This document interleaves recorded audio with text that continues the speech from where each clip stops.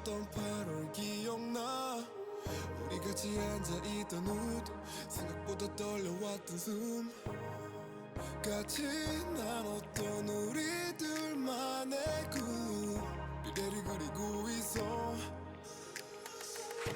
Not fine if you go out 맞아 죽을 것만 같아 I wanna fall for you 어디 못 가게 내 품이여 Maybe I get lost Don't ever man like you 너라는 빛으로 날 비춰줘 We love but I miss you Every day I'm lonely It's too far so I need you I'm anxiety I know 내가 싫어 늦기 전에 내게 떠나줘 널 사랑해서 사실 두려워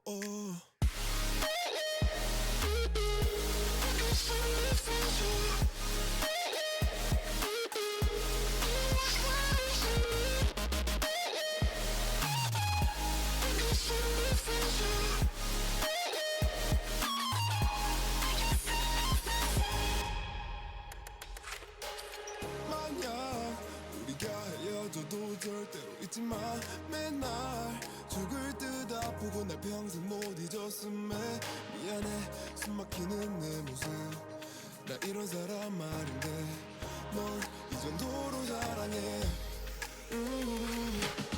My bad 내 욕심이 너를 속박해 네가 없으면 better off dead 이런 내 사랑이 널 죽이고 있어 I wanna fall for you 어디 못 가게 내 품이여 이제 못 바꿔 I can die for you 너라는 빛으로 날 구해줘 We love but I miss you Every day I'm lonely It's too far so I need you I'm anxiety I know 내가 싫어 늦기 전에 내게 떠나줘 널 사랑해서 사실 두려워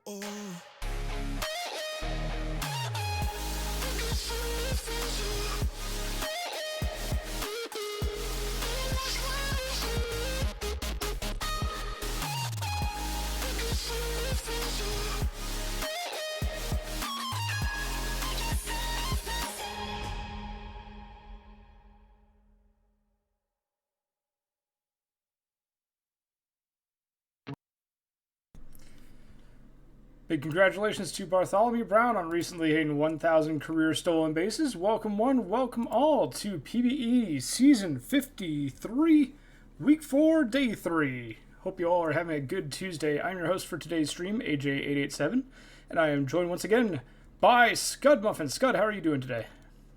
I'm doing great. I think the last time we've shared a booth together, I think we were both in Vancouver Vandal uniforms. So It's been a while. It's definitely been a very long time. But I'm happy to be back in the saddle, and I'm looking forward to a fun night.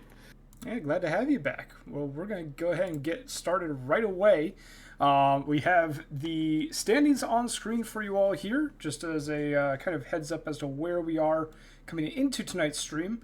New York and Boise, as well as Cancun, have all clinched playoff spots, and New York has even clinched their division, the Legends East.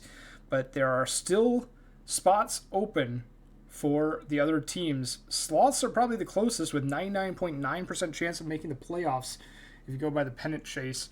Well, actually, it says they're at 100% now, but earlier they were at 99.9%. And then New Orleans, also very close at 99.5%. So a couple of teams that might make the playoffs in tonight's stream. A couple of teams just barely holding on. We have 5 teams in the majors already eliminated, and the only one in the minors that's eliminated so far is the Ranas. But Chicago and State College are right on the brink of elimination in their respective. Rana's gonna Rana. Yeah, it kind of works out like that when your team is almost 100, I think 100% bots. So yeah, There will be a season where they sim out into the playoffs, and then we're gonna try and figure out how that's gonna work out. I'm hoping and praying one of these days it'll happen. First of our games on stream today is the Buffalo Surge versus the Indianapolis Apex. It's our 8th and final primetime game of the week. So if you did your primetime task for this week, you have TPE on the line in this game. 0.5 TPE available for those of you who filled that primetime sheet out. We have Kobe Coffin on the mound for Buffalo and Ichabod Cranepool towing the rubber for the Indianapolis Apex. Scud, anyone standing out to you between these two teams before we head on into the game? I'm sure you don't have a internal bias with your player being on one of the teams already, right? No, and you said that, and I just realized it's like, wow, it's been my first first day back co-hosting, and I get to watch my team on the prime time. So yeah, fun times, no pressure at all. Fetty, hope you're not watching. I don't want to hear anything about Scud jinxing it, in chat. So, but no, I mean obviously Indy has a tough road ahead. They're tied up with Nashville, I believe, after last night's stream. So it's going to be a tough road ahead for Indy. I know Buffalo might be fighting for the last spot in on the Legends side of things. So this will be a good interconference matchup. Looks like slight correction there. Don't mean to actually you here, but Indianapolis actually one game back from the Nashville Stars. So very close though, very close. Wow! And hotly contested race among the Champions East, but Indy just a little bit back. But yeah, we Buffalo only had a 3% chance to make the playoffs. They're going to need to practically win out at this point to reach the playoffs, while Indy is very close, 61.7% chance to win, or to get into the playoffs, rather. So we'll see what happens here. Buffalo could play a little bit of spoiler here. I think we're about ready to get on into game. Big thank you to Dash, by the way, for subscribing on a 7-month streak. Sorry, what did you say, Scud?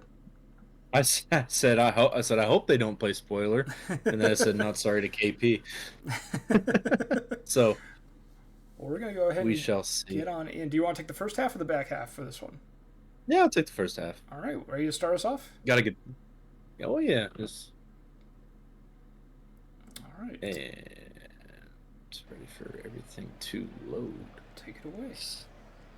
All right. And so we will kick it off with Razmataz Buckshank leading it off. It's going to be a full count to start this game. And that's going to be ground ball over to third, then thrown over to first for an easy out. Number 1, Kerry Kelly. Grounds one up the middle, and that'll be turned for the second out of the inning. Dimply Splorger, the 3-hole for the surge. Full count will take the check string called strike 3. Check swing. Ew, I'm getting tied up in words. But 3 up, 3 down here for the Buffalo Surge. Bottom half of the inning, we go for the Apex. And Enderman starting us off. 0-1 pitch, and that'll be the weirdest looking arc going foul in right field for out number 1. Bringing up strong Car Crash. Hits one up the middle, and that'll be an infield single for Car Crash. So 1-on-1 out here for D. Fernandez. Car Crash takes off and will steal second base. It's 38th of the season. He'll take third too for 39. And then Fernandez will strike out. So runner at third here with 2 outs for Callahan. 1 pitch, and there'd be a ground ball to third. No throw. So we have the first run of the game coming on the Callahan single. Catcher Scudder with a single to right field puts our runners at the corners here with 2 outs. And Rosenthal, full count, will take the walk. So now we have bases loaded here with the rookie Brian Payne, the DH. Full count to Payne, and he'll take the bases loaded walk. So now it's 2-0 here. Still loaded with 2 outs. Chef Gagne up at the plate. Full count to Gagne, and that'll be up, and that should get Kaufman out of the inning. So a rough start there, but they do get out of the jam with only 2 coming across. To the top half, Avada Kedavra will take the strikeout looking for out number 1. That'll bring up the center fielder Damian Thriller, who's going to get a fly ball into deep center field, but not deep enough, as that'll be caught for out number 2. J.C. Tomlin, the left fielder, will ground one over to shortstop, and the play will be made for the third out of the inning. And here we go, still 2-zip, bottom half of the second. Jazzy Thompson getting us started. Then it'll fly out to center field for out number 1. Enderman coming back up will ground out to the shortstop for out number 2. That'll bring up Sean Car Crash, who'll take the walk. We'll see if he's got the green light to steal second here for stolen base number 40. And he does, and he will take number 40. D. Fernandez grounds this out to second base, but the play will be made, so the side is retired. So nothing going here with the runner in scoring position. We'll head to the top half of 3. Manny Lou, DH, will strike out Looks like a check swing. Didn't really see much of a swing animation there. It's me, Mayo will ground out to second base. And Tonk Mato will strike out looking. So 3 up, 3 down here for Ichiba Crane Pool as we head to the bottom half of the third. Harry Callahan starting us off. 2-2 count to Callahan as he will strike out swinging. And everyone's favorite catcher. 1-0 count, and that'll be a fly ball to right field. He will fly out to right for the second out. Rosenthal will line out to the second baseman for out number 3. So nothing going here. I believe the first 3 up, 3 down inning for Kaufman today. But we'll head to the top half of 4 with Razmataz Buckshank. Ground out to third to start us off. Kerry Kelly, full count. Be a ground out to the first baseman unassisted. Now Dimply Sporger, another full count this inning, and he will ground out to the shortstop. So taking Crane Pool deep into counts, but still able to get a 3 up, 3 down inning. And we'll head to the bottom half of 4. Brian Payne leading us off. 0-2 pitch, and he will strike out looking. Bring up the shortstop, Chef Gagne. And first pitch swing, and that looks to be a foul out to the catcher. Now Jazzy Thompson. 2-2 pitch, and that is a base hit, falling right in front of the center fielder. So that'll bring up the leadoff man, Enderman, who will strike out swinging to end the inning. So Indy does strand 1. And we'll head to the top half of the 5th inning. Still 2-0 ball game here in Indy. Avada Kedavra will fly out to right field for out number 1. Brings up Damian Thriller. And that'll be the first base hit here for the Surge. And that'll be a single, but then he gets thrown out at second, trying to make it a double. JC Tomlins will take the walk, so 1 on, 2 out here for Manny Lou, and Manny's going to line that one into center field, and that'll put runners at the corners here for Mio with 2 outs. And that does look to be a fly ball to center field to end it. So nothing happening here for Buffalo. AJ, take it away. All right, we got Car Crash, Fernandez, and Callahan due up here in the bottom of the 5th. Car Crash gets on board with a single to right. Now D. Fernandez watches as Car Crash goes for number 41 on the season, stolen base. And Fernandez launches that one into the right center field bleachers. That one is gone for a 2-run dinger. 4-0 Apex. D. Fernandez with home run number 14 and RBI number 62 and 63 on the year. And Callahan grounds out, and that will bring up catcher Scudder, who strikes out for the 5th K on the day for Kaufman. Leon Rosenthal, the hot-hitting first baseman, lines out right to Tomlin and left. The Apex will get 2 on the home run by D. Fernandez as we hit to the top of the 6th to see if the Surge answer back. 4 unanswered runs against the Surge so far this game, as Mato singles but gets picked off of first base. It seems like any hope that the Surge have had so far has just been squandered. Still have some time left in the game to win it, but they need to get something going here, as Buckshank and Kelly are the next 2 outs to finish off the inning. Back to the Apex at the bottom half of the 6th. Payne grounds out. Now Gagne will ground out as well. Jazzy Thompson. 3 ground outs in the inning. Nope, it will be a strikeout to finish off the inning. 1, 2, 3 go the Apex. Clean inning for Kaufman as we head to the 7th. Heart of the order for the Surge coming up here. Sporger strikes out. Now it's Kadavra. Second on the team in average. With 2-2, they'll walk to give the Surge a base runner here. And now a base hit into the gap by Damian Thriller.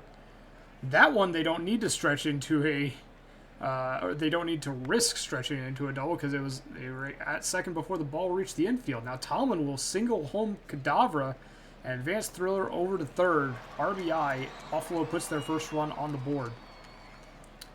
Alou strikes out, and Mayo launches that into left field. Tie ball game. 4-4 off the bat of Itsumi Mio. 4-4, even in the hits column, and suddenly this game has turned around. Ortiz entered the ball game and surrendered that home run. Gets Mato to strike out to end the inning, though. We head to the bottom half of the 7th. We'll see if the Apex answer back. Try and get this lead back here. Enderman flies out. Car crash grounds out now. D. Fernandez. He's going to strike out. 1, 2, 3 go the Apex. Clean inning for the relief pitcher Minerva Madsen. Now back to the surge in the top of the 8th. Buckshank grounds out. Kerry Kelly steps to the plate and draws a walk on a full count pitch. Splorger lofts that into shallow left center field. Car crash makes the grab. And Cadavra strikes out. Surge get a walk, but nothing else. And we head to the bottom of the 8th with the score still tied at 4. Callahan strikes out to lead off for the Apex. Now catcher Scudder. A base hit down the line in left, all the way into the corner. Easy double for catcher Scudder. Woo! Slides in, picks up a double. Rosenthal strikes out. 2 down, runner scoring position for Brian Payne. Big chance here all the way back to the wall. It's caught at the track. And the inning is over. Nothing on 1 hit for the Apex, and we're still tied heading to the 9th inning. Thriller, Tomlin, and Alou. Thriller will strike out. J.C. Tomlin. Soft grounder to the pitcher over first in time for out number 2, and now it's going to be Manny Alou. Alou draws a walk, so the Surge do have a base runner here in the 9th, but with 2 outs, it'll be up to Itsumi Mio, but they're only going to fly out to left this time, so Surge get a walk and nothing else. We head to the bottom of the 9th. Apex can walk it off. It's Gagne, Thompson, and Enderman due up against relief pitcher Luther McIntosh, who enters the ballgame and immediately walks the leadoff base runner. Not what you want to see as an Apex fan. Or, sorry, as a Surge fan. Definitely what you want to see as an Apex fan. 100% what you want to see. Thompson strikes out. Enderman going to fly out to shallow right. So 2 outs now. Extra innings looking likely. And Car Crash will strike out. And we do get extras in our first streamed game of the night. It's tied 4-4. Scud, you want to take this one? And we'll alternate extras? Sure. Tonk Mato's going to get us started here with a fly ball in the left field, so nothing happening for out number 1. Razmataz Buckshank, top of the order here for Buffalo with 1 out. 1-1 count. That'll be almost in the same exact spot, but caught for out number 2. Bring up Kerry Kelly. Full count to Kelly, and that'll be a walk. Brings up Dimply Splorger. Another full count, another walk. So now you're bringing up the catcher, Bada Cadabra. First pitch swinging, and that'll be a base hit. So that'll put Buffalo up 5-4 here in extras. Damian Thriller 2 on 2 out. That'll be a ground ball to the second baseman thrown. And the play is made, but Buffalo does take the lead 5-4. We'll see how Indy responds. D. Fernandez leading us off, 1-0 count. Fly ball left field, and then it'll be caught deep right by the warning track. Harry Callahan, 1-1. That'll be a base hit for Callahan, so we'll put a runner on here for catcher Scudder. Looks like first pitch swinging or a pickoff. Oh, come on. Ground out to short for out number 2, but puts the runner in scoring position. And Rosenthal will strike out swinging to end the game. Buffalo takes this one 5-4. Just squeaking by in the 10th inning. That was very anticlimactic for me. But Surge take by the Apex 5-4. We had a 2-hit day from Damian Thriller, but a 3 RBI day from Itsumi Mio. And a 2 RBI day for Fernandez out of Indy. Kaufman going 6, giving up 4. Cranepool 6 1/3 but 3. The player of the game is Ichiban Cranepool. Thank you, MJ, for subscribing at Tier 3 for 6 months in advance. 2-month streak.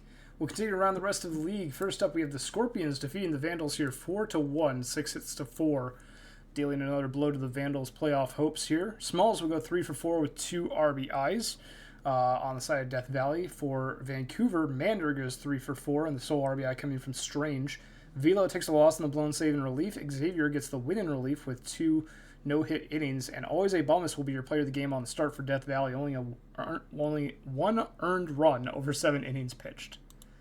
Terrible performance.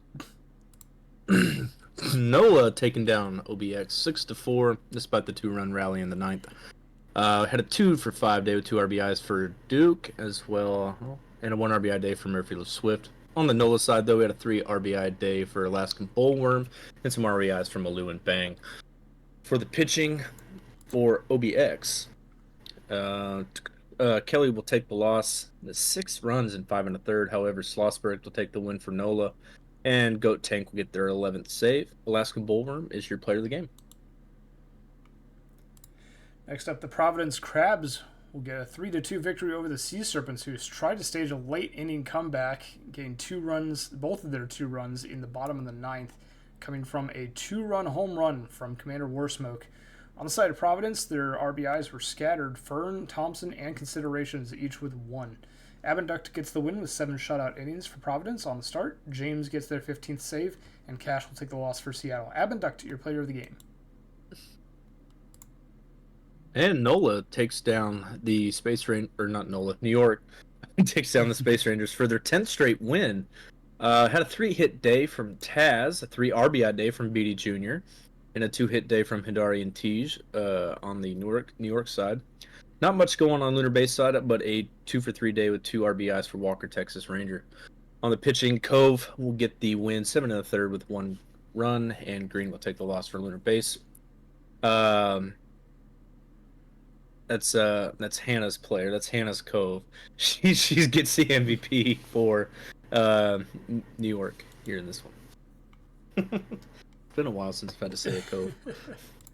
We have Boise defeating the Nashville Stars. That's a 2-1 victory for the Raptors. For the Stars, Randberg goes 3 for 4, and Sakuda goes 2 for 4. Mom Spinner gets a solo shot in the 5th inning. For Boise, 2 RBIs for T-Rex Dan and 3 hits for Chauncey Ingram, the DH. Joe will get the win for Boise, only 1 earned run over 7 innings pitched. Steele gets their 15th save, and Ziegler will take the loss for the Stars, despite a great day on the mound, only 2 earned runs over 8 innings pitched, striking out 10. Sloppy Joe will be your player of the game, though. San Antonio takes down the Demons 5-1. Looking at the box scores here, 3 RBI day for Trentau, the 2 RBI day for Don Marcus, and a bunch of 2-hit days for Dynasty, O'Sullivan Jr., and Stewart. On the Detroit side, the only RBI going to Dollarson in the 3-hole. Artemis Aria going the distance here, 9 innings, 1 run, 5K, and Corin Abernathy Jr. also almost going the distance for Detroit, but will take the loss. Artemis Aria will be your player of the game. And last but not least, the Cancun Toros, a walk-off win, getting their last 2 runs needed in the bottom of the 9th on a 2-run home run by Ohi Kao to make it a 7-6 victory. Ohi Kao goes 3 for 5 with 3 RBI, extending their leads on some of these average home run RBI leaderboards, one of the top batters in the Champions Conference right now. On the side of Toronto, 3 RBIs for Nolan Windsor Jr. and 2 for Bambi No. Swing and Miss will take the loss in the blown save. Ryan Lee the win for Cancun, and Ohi Kao will be your player of the game. Been a while since I've seen 40 homers in a season. At least No, maybe I just haven't paid attention. no games in the minors today, so we'll advance the day to September 1st, where there will be no games in the majors instead. So we do have a streamed game for the first. It is Kansas City versus Brew City, the 2 cities in the minors. Michael Dion II versus Ryan Alvarez on the mound for their respective teams. The Hepcats coming in with a 90.1% chance of making the playoffs. Bears have already clinched their playoff spot. Now just looking forward, trying to get the best record in the minor leagues to get one of those 2 coveted byes in the minor leagues. 2 best records will have a bye to the second round and don't have to worry about that first round elimination possibility. Pretty even down the middle for the head-to-heads. What do you think? What did you just say, Scud? I was just gonna say, is you gotta love that about the minors. Though there's pretty much always something to play for. Very rarely are you ever going to be truly rebuilding a minors franchise. You're almost always competing for some sort of spot in the playoffs. But no, looking at this, I mean, looks very competitive. Looks like Kansas City pretty much has a little bit of an edge on the pitching side, and but no, from what I've seen in the minors, this can go either one of 2 ways, and there's no real clear-cut winner here. What about a third way? Could there be a tie? I would prefer to not see that happen because I don't know how many innings before the game goes. Hey, maybe y'all should call the stream. You should, maybe resume this tomorrow morning. I don't think that's coded into the sim engine. Maybe I'm incorrect on that front, but has anyone seen a tie? Maybe nobody's seen it yet. Has anyone seen a tie in OOCP? I'd be very interested to hear about that. But Maybe spring training. yeah, maybe. I don't know. But shall we get on into game number 2 of our streamed games today? Sounds good. I mean, you're starting this, so if you're ready, go ahead. I am ready. Starting off with Speed Kills, Gnome Child, and AJ Justice for the Hepcats against Ryan Alvarez on the mound for the Bears. As we take you to Milwaukee Brew City for our second streamed game of the day. Full count already against Speed Kills. The pitch from Alvarez, fly ball to right, easy grab for Eschenbauer. 1 away. Gnome Child draws a walk. And the Bears and the Hepcats will have a runner on board. Deep drive to left field, left center. That one is gone. AJ Justice goes yard for the Hepcats, and Kansas City up early, 2-0. Let's see if Ford Lincoln Mercury is going to strike out. We'll see if the Hepcats can continue to add more runs in the first here against Ryan Alvarez. A base hit by Hoy 4. They do have a base runner here with 2 outs. World Eater, though, will line out right to Eschenbauer and right. And that will end the inning. Kansas City gets 2 from the AJ Justice home run, and we head to the bottom of the first. AJ Boucher. Base hit drops that into right field in front of World Eater. Jecto. Base hit to left center gap. It's going to be a double for Jecto. Boucher advances to third. 2 runners in scoring position with no one out for the Bears. It's a good position for them. Eschenbauer will fly out. Not deep enough to score Boucher. Now Marshmallow the DH. Mello going to ground out to third, but it will score a run as Boucher able to make it home. 2-1. Mistur, base hit up the middle. That's going to score Jecto, and this game is tied. 2-2. Jeff Bass up now with Mr. on first base. Bass will single Mr. over to second. Livingston Tweedlecock will strike out. And that will end the inning. Brew City gets 2 runs. Both teams with 2 in the first inning. Second inning, bottom third of the Hepcats lineup. Warwick starts off with a strikeout. Now it's Bones with Scudden on deck.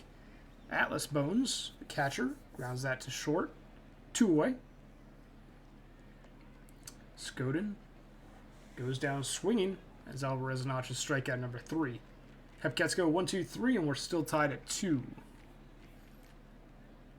CJ Levine, deep fly ball left field, leaping catch by Lincoln Mercury over the shoulder. 1 away. McThick will strike out, and now it's back to the top of the order with Boucher.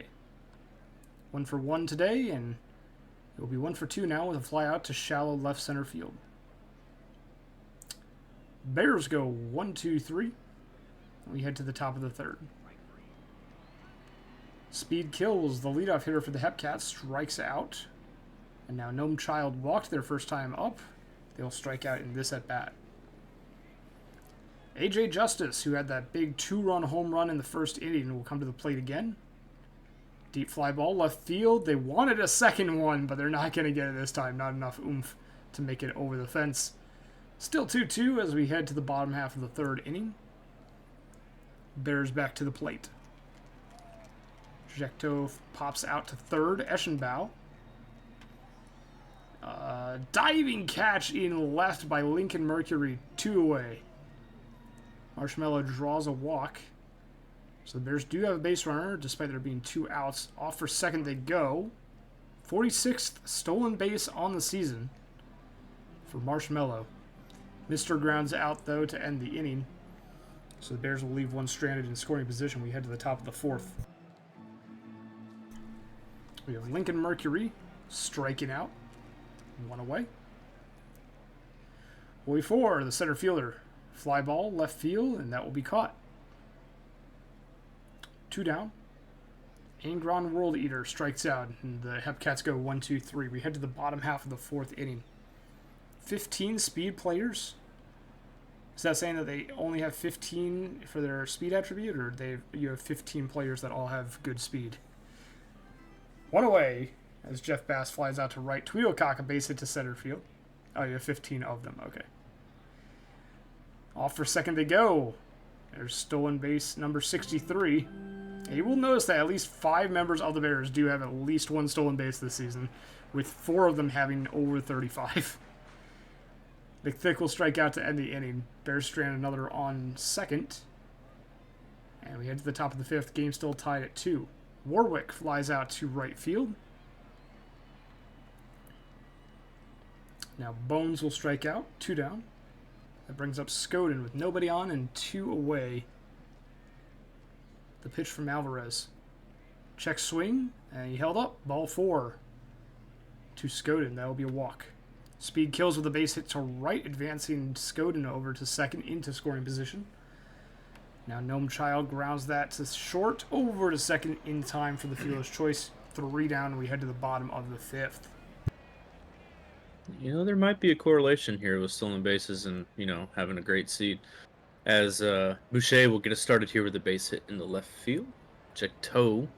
Bunts to third, and they try to throw over to second, but that'll be a fielder's choice.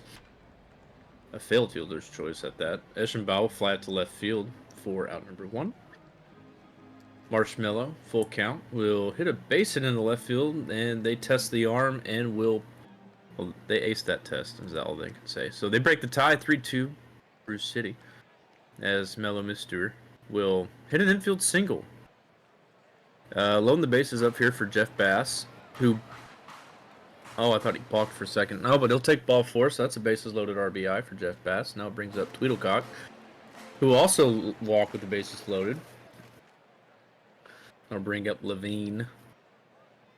New pitcher in for Kansas City, Benny Rocker, who will come up. They fly ball to left field. They test the arm, and that'll be another run. So 4 so far in the bottom half of the 5th inning. McThick will hit a base hit into right field, and they test the arm, and they'll fail this time as the runner is gunned out at home. But Bruce City does take home 4 runs here in the bottom half. We'll take it to the top half of the 6th for Kansas City, who get AJ Justice will get it started with a base hit in the left field. Lincoln Mercury, first pitch swing, and will hit it to the third baseman, who just picks it up and holds it for no reason. Hoy 4 will take a walk. So now we have the bases loaded for Kansas City, and Angron World Eater will get almost a sac fly, but he does get thrown out at home, so that's a double play. Warwick will get a base hit into right field. That will score 2, so now it's a 6-4 ball game. Could have been 6-5, but, you know. Atlas Bones with a ground out to the shortstop, and that'll end the inning. But Kansas City does answer that 4 spot with 2 of their own. We'll head to the bottom half of the 6th inning with Boucher leading us off. He'll fly out to left field for out number 1. Left fielder check toe. 3-1 pitch. That'll be a line out to left field for out number 2. Eschenbach, 2-2 pitch. That'll be a line drive to right field and a 3-up, 3-down inning for Benny Rocker of Kansas City. We'll to the bottom half with Scudin leading us off for the Hepcats. 2-2 pitch, and that'll be a strikeout for out number 1. Speed kills with 1 out. It'll be first pitch swing in here for a infield single to the shortstop. See if they steal 64 here. And they take off, and they get it. So that's number 64. Gnome Child will take the walk on the full pitch. Full count pitch. AJ Justice. 2 on, 1 out. Will hit it just underneath the glove of the shortstop as speed kills will be in... Oh, they nailed him. So that's 2 outs. And that will be the 5th run. What I thought was going to be the 6th, but that's actually the 5th run. A single by Lincoln Mercury. Boy, 4, 2-2 pitch. Will strike out, strand 2, but Kansas City gets another 1 back, so only down 1 as we head into the stretch. Marshmallow leading us off of the bottom half will be a ground out to first base. Mellow Mister will strike out swinging on the 0-2 pitch. And Jeff Bass with 2 outs 1-2 pitch, and they'll be swinging and strike 3. So 3 up, 3 down again here for the Hepcats as we head to the top half of the 8th. See if they can tie this game up again. World Eater will hit a ground ball to first base for out number 1. Base hit into the gap just off the top of the wall for Warwick, but that'll be a 1-out double. That'll bring up Bones, the catcher for Kansas City. And that'll be the pass ball of doom, bringing the runner to third, full count to Bones. There's a base hit just by the second baseman. And this game is now tied up at 6 apiece. Scud with 1 on. We'll hit a base hit just over the glove of the shortstop. They'll put 2 on here for speed kills. Puts a ground ball to the shortstop, but they don't turn the double play, so I wonder if he'll get stolen base 65 here. He does not go. And the ground out by Gnome Child will end the inning, but Kansas City tying it up here at 6. Tweedlecock leading us off here in the 8th inning, and a diving play by World Eater for out number 1. Levine will pop out to the second baseman for out number 2, and McThick with 2 outs will take the walk to extend the inning here to the top of his lineup. Boucher here, 1 on, 2 out, will get a base hit up the middle. They won't send him to the corner, so just runners at first and second here for Jecto. First pitch swinging, and that'll go to the left fielder. They don't send him, so we have bases loaded here. 2 outs in the bottom of the 8th. Eschenbaugh will ground out to the second baseman, stranding all 3. So they had a chance to break the tie here in the 8th. We will see if Kansas City can take the lead here late in the ball game. Justice will fly out to right field for the first out. Lincoln Mercury will strike out for the second out. And the center fielder, Oi 4. 1-2 pitch. And there is strike 3. So we head to the bottom of the 9th here in Bruce City with the cleanup man, Marshmallow, leading us off. Looks to be first pitch swinging. And there is a base hit. That'll go all the way to the center field walls. That's a leadoff double for Laura Croft. Oh, pinch hitter. Now Mellow Mister will get a ground ball to second. Move the runner over to third with 1 out. Jeff Bass 0-2 pitch, and they throw home. They get the out at home, so no, game's still going. Tweedlecock with 1 on. Gets it by the first baseman. That'll put runners at the corners with 2 outs. Brings up the second baseman, CJ Levine. 2 outs, first pitch swing, ground ball. And the play is made. So to extras we go for the second straight stream game. AJ, you want to take the top of the 10th? Yeah, sure. Top of the 10th we go. World Eater lines that right back to the new to Paj Baba. And tires World Eater 1 away. Warwick strikes out, and now it's going to be Bones. Atlas Bones going to ground that to the first baseman, who instead of just running to first, will wait for Baba to cover and throw on to first to retire to the side. That'll work.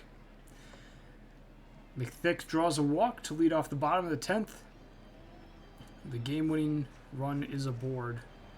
Boucher looking to bunt, but now swinging away, grounds into the 6-4-3 double play.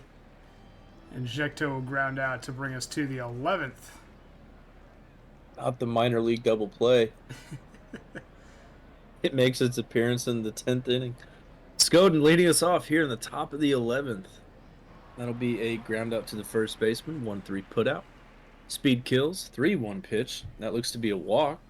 Maybe now they'll steal 65 to get in scoring position here in the extras. They don't. Instead, they will get to second via a fielder or a 6-3 put out.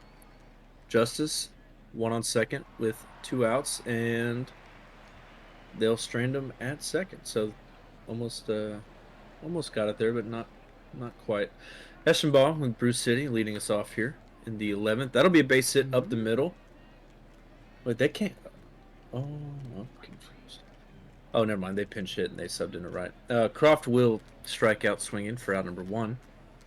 Mellow Mister with an infield single to third. 2 on, 1 out here for Jeff Bass. 2-1 pitch. There's a ground ball to second. They don't turn it. Almost could have been out of the inning. Now up to Tweedlecock, who takes the walk. So bases loaded here for Levine. And there's a ground ball to third, and they did. Oh, the fielder's almost out of it, but no, not quite. Back to AJ for Akers really wants to draw this one out as we go to the top of the 12th. Lincoln Mercury, the first out in Hoi 4, draws a walk. Go ahead, run on base now. World Eater singles up the middle. The throw to third is in time, out at third.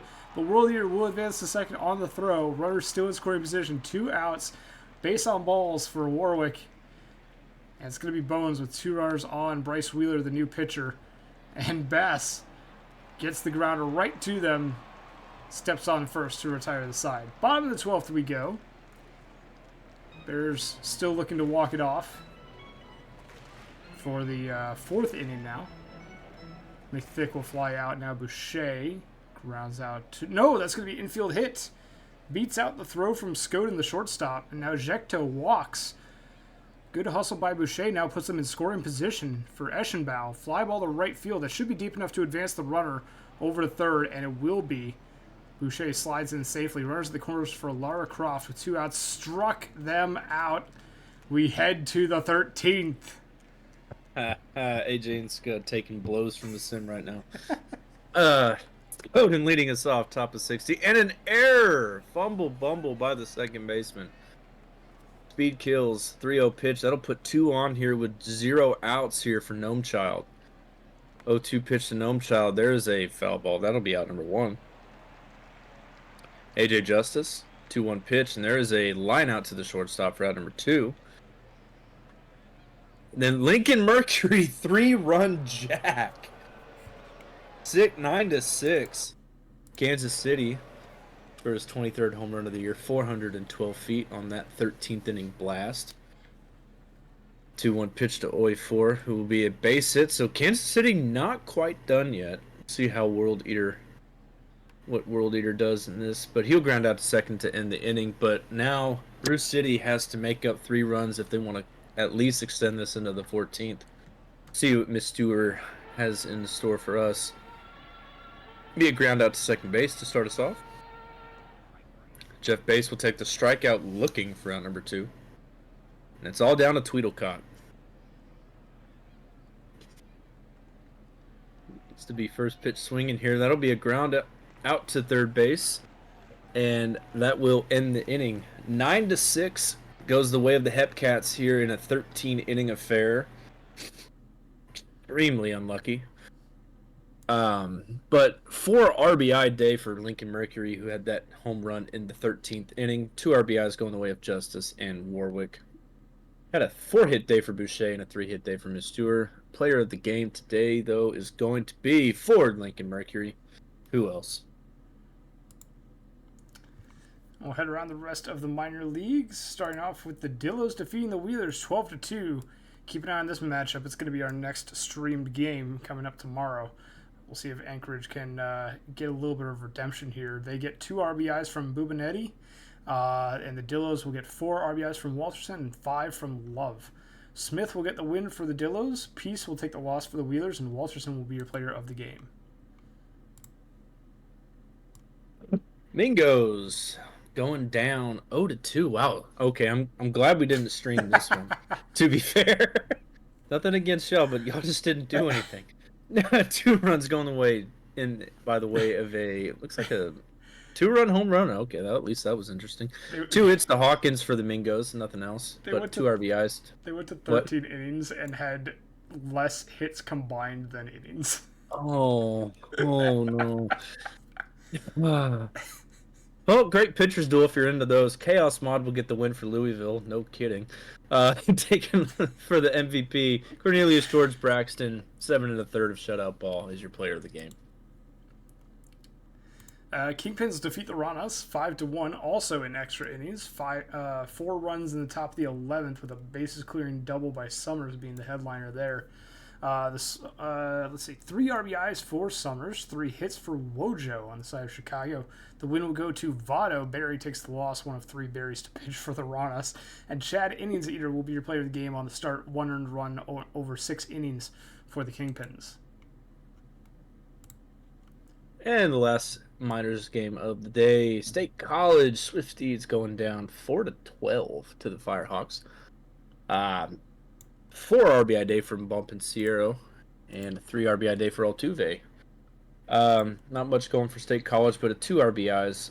One going to Agrippa and the other going to Blair. For the pitching, the win going to Lore, and the season 30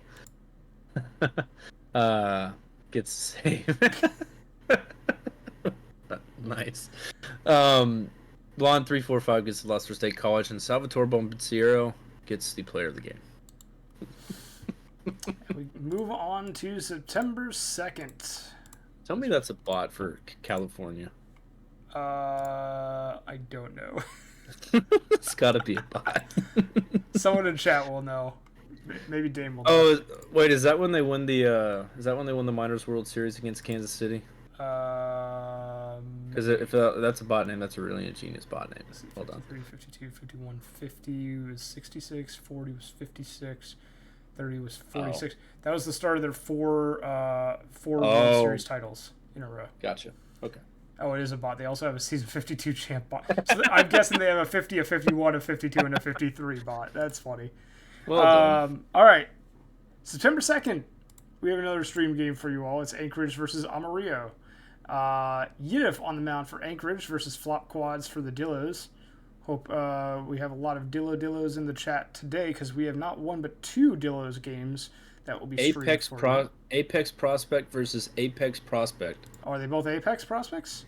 Yeah. It's Josh the Jew versus T-Souls. Well, enjoy your rivalry now, gentlemen, because you're going to be teammates very soon. Yeah, very soon, I believe. Gonna have to get your get along T-shirt and then wear it once you're up with the Apex. Yeah, it's not T-Stones, it's Cornholio. Yeah. Yep. Yeah, no fighting in the clubhouse. Is Cornholio Apex Prospect as well? I think we tried. Did not it's work not out Apex that way. Prospect. Okay. No. Was Apex player though, Nate Nitro, I believe. Gotcha. Could be wrong. Okay. Or is that someone else? Stun is on Chicago, says Aneeks. Womp womp. All right, well, what do you think about these two teams coming into this one, Scud? Curious to see how this pitching matchup's going to play out. Looks like the Dillos have a bit of the hand on the offensive side, especially with their hitter being currently hot right now. But I mean, like I said in the other minor league matchup, it could go either way. I mean, there's no real clear favorite here. Cornholio's a lunar base prospect, not an indie prospect. How did I not know that? That's your team, man. Or at least I should have known that. Sorry about that. They're gonna trade me for that one. We have Flop Quads for the Dillos and Cornholio Yidif for the Wheelers. We have Webb, Kamau, and Bobrist due up, starting off for the Wheelers. Scud, you ready to take us on into this one? I am, and it just in Sting Eucliffe on the trading block for a 6th round pick, I believe is what the Lunar Base GMs are looking for. For not recognizing one of their prospects. You don't even have to be a GM. They'll trade a 6th round pick. You know, they'll take a 6th round from anybody in the league at this point for just to get them off the roster. Anyways, I'm ready to roll. So, all right, take it away. Sounds good. Looks like Flop Quads will be on the bump to get us started here against Austin Webb, Anchorage third baseman. Another game starting off with a full count. Looks like it's going to be a changeup. And he will swing through it for strike one. Or out number one. Jessica Kumo will hit a fly ball high, yet not very deep to right field. That'll be out for number 2. Sam Bobrist, 1-1 pitch. That'll be a line out to the center fielder for out number 3. 3 up, 3 down here for Flop Quads. Let's see if my man T-Souls can match that energy. Stickman leading us off here. Not going to match that energy as Stickman leads it off with a base hit up the middle. Sidney Hughes, as Stickman takes off, he'll steal second with ease. Sidney Hughes will fly out to center field for out number 1. No advance from the runner. Palindrome, the left fielder, We'll get a base hit up the middle. Will they test the arm? They will, and that'll be the first run of the ball game as Palindrome knocks him in from second base. 1-0 Amarillo. Walter Walterson. Oh, that's... Oh. He didn't move. I thought that was just gone. No, that's a fly out to right field for out number 2. Von Christelhauser will fly out to center field for out number 3, but Amarillo strikes first with their first run of the ball game. Back to Anchorage with Curtis Jones, the first baseman. 2-1 pitch, and that'll be in the gap for 2 bases here. That'll bring up Warrior King, DH for Anchorage. That'll be a walk, so that'll put 2 on here with no outs for Steele. Parker Steele, the catcher. Just going to hit it up the middle. Will it be enough? That won't, but no outs. Bases loaded here for Jackson Love. 1-0 pitch, and they're swinging. Fly ball deep to right center. That should be deep enough to tie it, and it will. So a sac fly from Love. Leaves runners at first and second for Bubinetti. 1-0 pitch. There's the swing. That'll be a base hit up the middle. It won't send him. So very conservative base running here. Bases loaded. 1 out here for Speedy Gonzalez, who will strike out for the second out. So bases loaded. 2 outs for Austin Webb. It's a ground ball to the second baseman, who'll make the throw in the inning. Anchorage responds, ties it up, and we head to the bottom of the second. Jordan Love, another Jordan Love, he will strike out trying to... Oh, it looked like a bunt. It was a check swing, but he struck out anyway. So out number 1 for Brent Goldberg, who will strike out not swinging for out number 2. And San Shrew, the shortstop. First pitch swinging, we'll put that in the left for out number 3. So a 3 up, 3 down here for Fede Cornholio as we head to top of third. With Anchorage getting us started. That'll be caught by the shortstop for out number 1. Sen Bobrist will strike out, and then the ball goes all the way to the backstop. So it'll be a strikeout, gets on, takes off, gets thrown out anyway. So, I mean, what comes around goes around. Curtis Jones flies out to right field to end the inning. So nothing hurting there from the pass ball. So we head to the bottom half of 3 with the Lestat de Lioncourt, the catcher. Just going to hit one far and deep into left field, and it's gone. Opposite field. Home run, 369 feet as he breaks the tie, and Amarillo takes a 2-1 lead. That'll put us up at the top of the lineup here for Stickman, who will strike out. Swinging for out number 1. Sidney Hughes, 2-1 pitch. That'll be a base hit up the middle for out number 2. Brings up Palindrome. Got the RBI earlier in the first inning. He'll fly out to center for out number 2. Now Walterson, full count. And that'll be caught by the first baseman, and that will end the inning. So Amarillo takes a 2-1 lead here off the home run. We'll head to King over on the Anchorage side, see how they respond. That'll be a ground ball to short. Throw over plays made, out number 1. Parker Steele, 3-1 pitch. That's a walk. So we have 1 on, 1 out here for Jackson Love. 1-0 pitch takes off, and that's a stolen base for Steele, the 7th of the season. Jackson Love, that'll be a base hit to the right fielder. They won't test the arm, so runners at the corners here with 1 out. Make that runners at second and third. It's Bubinetti with 1 out here, full count. That'll be a base hit to right field. That'll tie this game up at 2 apiece. Still putting runners at the corners here for Speedy Gonzalez. 0-1 pitch. That'll be high, not far at all, as that'll be, I believe, an infield fly. Austin Webb will strike out, end the inning, and Anchorage responds, gets it tied, but nothing more than that. So we'll head to the bottom half of the 4th. Kreis von Christelhauser will fly out to the catcher for out number 1. Jordan Love, 2-2 pitch. And it gets beaned. So 1 on, 1 out here for Brent Goldberg, who will fly out to left field for out number 2. Bringing up San Shrew, who will take the pitch on the outside corner for strike 3, and that is the end of the inning. Still tied at 2 apiece. We head to the top half of 5 with the 2-hole Jessica Kumo, who will ground out to the pitcher for the first out of the inning. Sam Bobrist, 2-2 pitch. That'll be a base hit up the middle. That'll bring up Jones, the first baseman, with 1 on, 1 out. 1-2 pitch, and there's a ground ball to the pitcher. They'll take the lead out at second for out number 2. 3-1 pitch to King. That'll be another base hit up the middle. They won't send the runner to third, so runners at first and second here for Parker Steele. He'll take the walk. So now we have bases loaded here for Jackson Love. 2 outs. 1-0 pitch, and that is a ground ball. And he takes it himself to second base for the fielder's choice. And we head to the bottom of the 5th. AJ, take it away. We have Lion Court, the catcher, leading us off for the Dillos here in the bottom half of the 5th. They'll get on board with the base hit. Tie ball game through the first half. And off for second goes to Lion Court with their 45th stolen base of the season. Stickman draws a walk. Now Sidney Hughes to the batter's box. Grounds into the fielder's choice. Man thrown out at second. Drone with the fly ball, deep left field. It's caught. It's going to be deep enough to score a run, though, and put the Dillos on top, 3-2. Hughes stays at first. So 2 outs and a runner on first for Walterson. They'll strike out, though, to end the inning.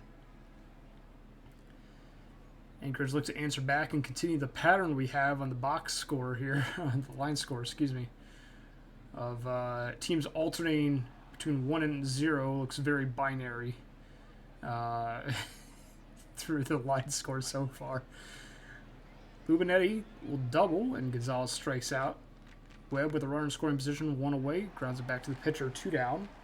Jessica Comau strikes out, and the pattern has ended as Anchorage puts up a goose egg in the top of the 6th. Still 3-2 Dillos. Von Christelhauser, the center fielder, will face new pitcher Reed Rothschild. And Von Christelhauser will reach first on the single. Picked off, though. And now nobody on for Jordan Love, who strikes out. Womp womp. 2 down. And it's Goldberg, the DH, Brent Goldberg. Slow roller to the pitcher over to first in time. Out number 3. Nobody left on after a hit. Dillos in front 3-2 as we head to the 7th inning. 3 innings to go. Bobrus will strike out to lead off the Wheelers' 7th. The 0-2 pitch to Jones. Ground to the third, over to first in time, out number 2. Warrior King draws a walk on 5 pitches, bringing up Parker Steele. Steele strikes out on 3 straight. The side is retired. It's time for the stretch here in Amarillo. As we head to the bottom half of the 7th, Sand Shrew will lead things off with a base hit to right, off of Rothschild. Dillos looking to extend that 1-run lead, get a few insurance runs. Lion Court will ground to the fielder's choice, retiring Shrew. Steele's second, though, and now it's stick man in the box with the runner in scoring position, 1 down. Man will ground out, but advance the runner to third. Sidney Hughes strikes out, though, to end the inning. No damage done to the Wheelers. Wheelers still trail by a run. They have 6 outs remaining to get that run. Jackson Love strikes out for the first out of the inning. Bubinetti. Base hit. That'll be a single for the center fielder. Gonzalez grounds into the fielder's choice. Gonzalez gets to first and steals second. So putting themselves into scoring position with 2 outs for Austin Webb. Aaron Ritter comes in as relief pitcher. Strikes out Austin Webb to retire the side. Bottom of the 8th we go. Palindrome, Walterson, and Von Christelhauser due up. Drome will fly out to left, 1 away. Walterson skies that to right, 2 down. Von Christelhauser strikes out to end the inning. No one across, 1-2-3 as the Dillos go down in order. We head to the top of the 9th. Last chance for the Wheelers. They need a run here. Comau will fly out, 1 down. 2 outs to go. It's Bobrist. Struck him out. 2 Ks on the day for Ritter. Now Curtis Jones with 2 outs, nobody on. Last hope for the Wheelers, and they will be thrown out at first.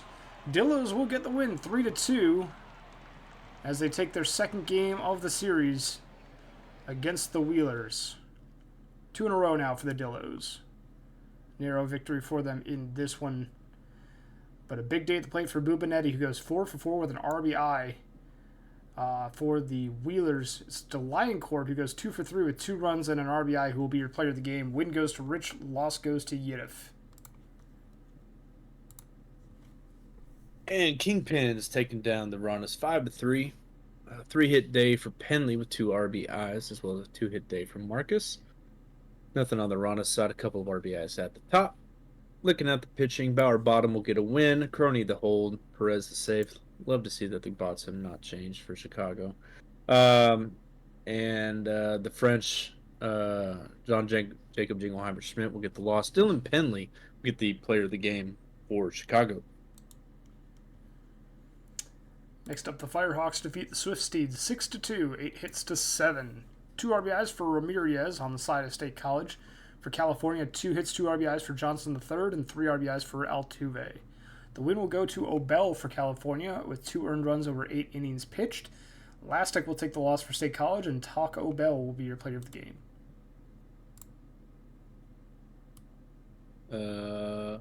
We did not just watch this. No. Bruce City Bears take down the Hepcats 6-2.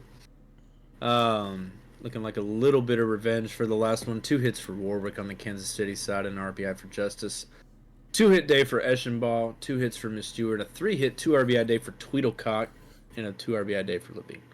Looking at the pitching, Wolf will get the win for the Bruce City Bears, and I don't know what the first one is, but Smidius will get the loss for Kansas City. Biggest, okay. And Lyra Wolf for Bruce City will get the player of the game. 5 innings, 1 run, 4 Ks. And last but not least for the minor leagues, we have the Lemurs defeating the Flamingos 5-1, 11 hits to 9. 3 RBIs for Griffin, who goes 2 for 4 on the side of Louisville.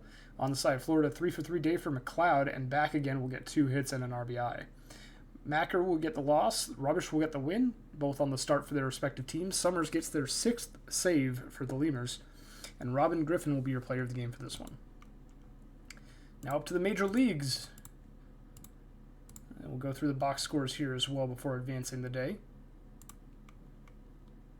And Outer Banks takes down the takes down the Raptors 4-3 despite a 2-run rally by Boise in the ninth. Had a 3 for 4 day with 3 RBIs for Murphy LeSwift, and the other RBI coming to Jorge Garbanzo. The RBIs for Callahan, Dan, as well as Allen for Boise. On the pitching, Kim Ji-woo gets the win, their 8th of the season. No earned runs that game, and Phantom will get the loss for Boise. Nansen will get the save for Outer Banks, and Kim Ji-woo, 7 innings, 0 earned runs, 10 Ks, is your player of the game. Next up, the Sloths will defeat the Crabs 3-2 in extras. I have a run-scoring double in the bottom of the 10th by Littleton to win the game. 2 hits and an RBI for Don Marcus, 2 hits for Stewart and Littleton with that game-winning RBI for the Sloths. For Providence, Southworth goes 2 for 5 with an RBI and a run scored. Laharm James will get the loss, Abel will get the win, Johnny Tatum will be your player of the game for this one on the start for San Antonio. 2 earned runs over 6 innings pitched. Toronto takes down the Voyagers with a 4 spot in the 8th, 5-4 ball game. 2-hit day, 2 RBIs for Skatos, and a 3-hit day for Hidari for New York. But over on the Toronto side, 2 for 4, 2 RBI days for Ames, and 2 RBIs for Hernandez and Wallach on Toronto.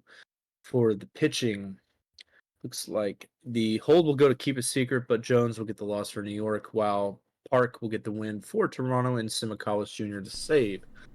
Player of the game will be P-Dub Woods, starter for New York, 5 2/3, and some good stats after that. 1 earned run, 7 Ks. Yeah, good stats after that. Sorry, I didn't mean to cut you off there. No, you're good. Surge will defeat the Vandals in a shutout, 7-0, 12 hits to only 2 for the Vandals. Phillip and Harishikesh both get a single, and that is it for the Vandals. No walks, nothing else. Buffalo, 3 RBIs for Buckshank, 3 hits on 3 at-bats for Alou with an RBI.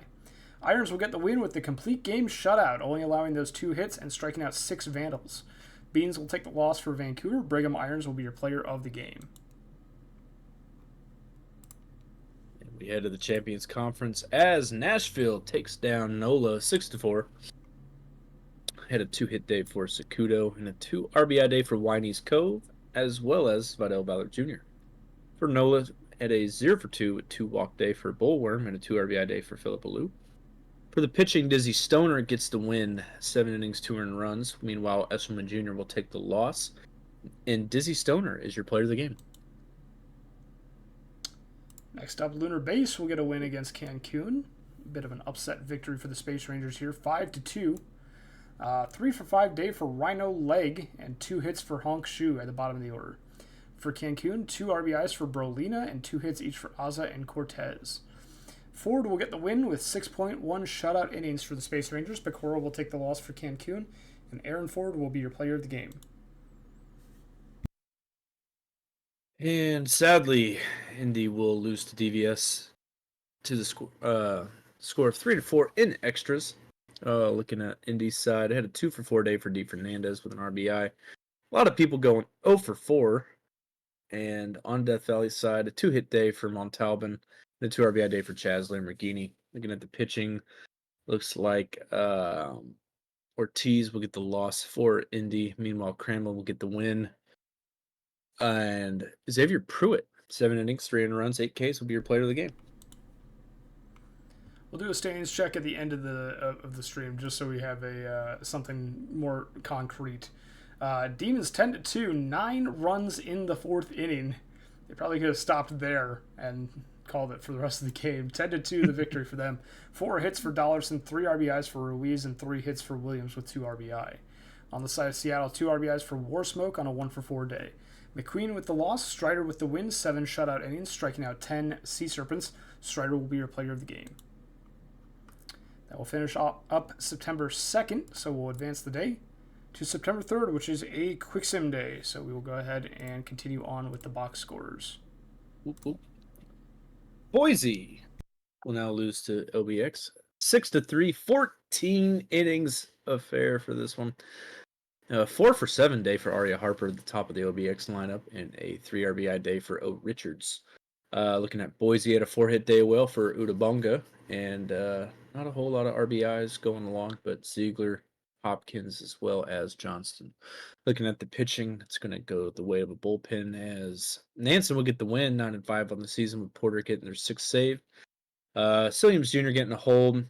Frosty Steele will blow the save, and PKVS will get the loss in relief.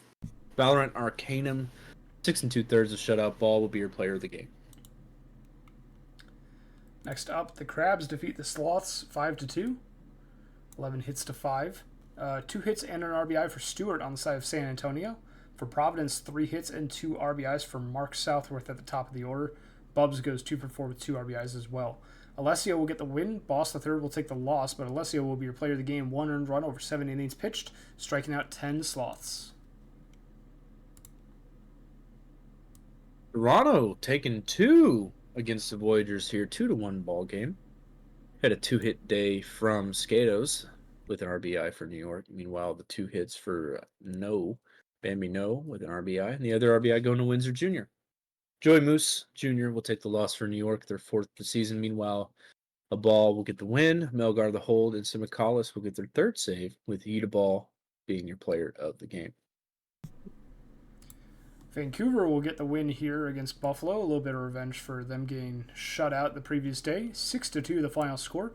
3 hits, 2 RBIs for Pierre Phillip, and 2 runs scored. And 2 RBIs for Lansdale. Walker and Mander also tag on 3 hits. Cadavra with a 3-hit day for Buffalo, and Tomlin with 2 RBIs on the day. Whiskey will take the loss. Clapp will get the win, only allowing 2 earned runs over 6 innings pitched. Pierre Phillip, your player of the game. On to the champions. Nola taking down the Stars here for the 2nd day, 4-2. 2-hit day for Love. That'll be the notable performance on that side. Meanwhile, 3 for 3 day with 3 RBIs for Abigail Mills. And an RBI day for Manuel Bang. For the pitching, Mulder will get the loss for Nashville, 9-10 on the season now. Meanwhile, Fenrir Lycan is now 9-6 with their 9th win of the season. McForty-3 will get the hold, and Goat Tank their 12th save. Fenrir Lycan going 6 1/3 with 1 run, 3 Ks is your player of the game. Next up, Lunar Base will defeat Cancun again. This one in a marathon ball game, 5-4 the final score. 2 hits, 2 RBIs for Big Red Rock Eater in that number 3 position for the Space Rangers. Zaxaquil goes 2 for 6 with an RBI. On the side of Cancun, 2 hits and 1 RBI each for Ohi Cow and Brolina, as well as Troy Murphy. The loss will go to Cowgill in relief. The win will go to Hangman, also in relief. Kelvin Gausman will be your player of the game on the start for Lunar Base. No decision, but only 1 earned run over 6 innings pitched. Also, Rhino Leg will tie the Champions regular season extra inning game record for walks with 4 of them. Only goes 1 for 2 in a 14-inning game. And once again, DVS will take down my beloved Apex 6-3 in not a nail biter, but another 2-hit day for Fernandez. For Death Valley, 2-hit day for Evanescence, as well as Smalls, Gnomes, and Montalban. RBI is scattered across that as well. Professor Farnsworth takes the loss, only going 3 1/3 of this game. Meanwhile, Billy the Kid will get their 9th win of the season, with Xavier getting their 11th save. Billy the Kid, here's your player of the game. Last up for the majors on September 3rd, Detroit defeats Seattle 8-5. 3 RBIs on 2-hit day for Commander Warsmoke on the side of Seattle.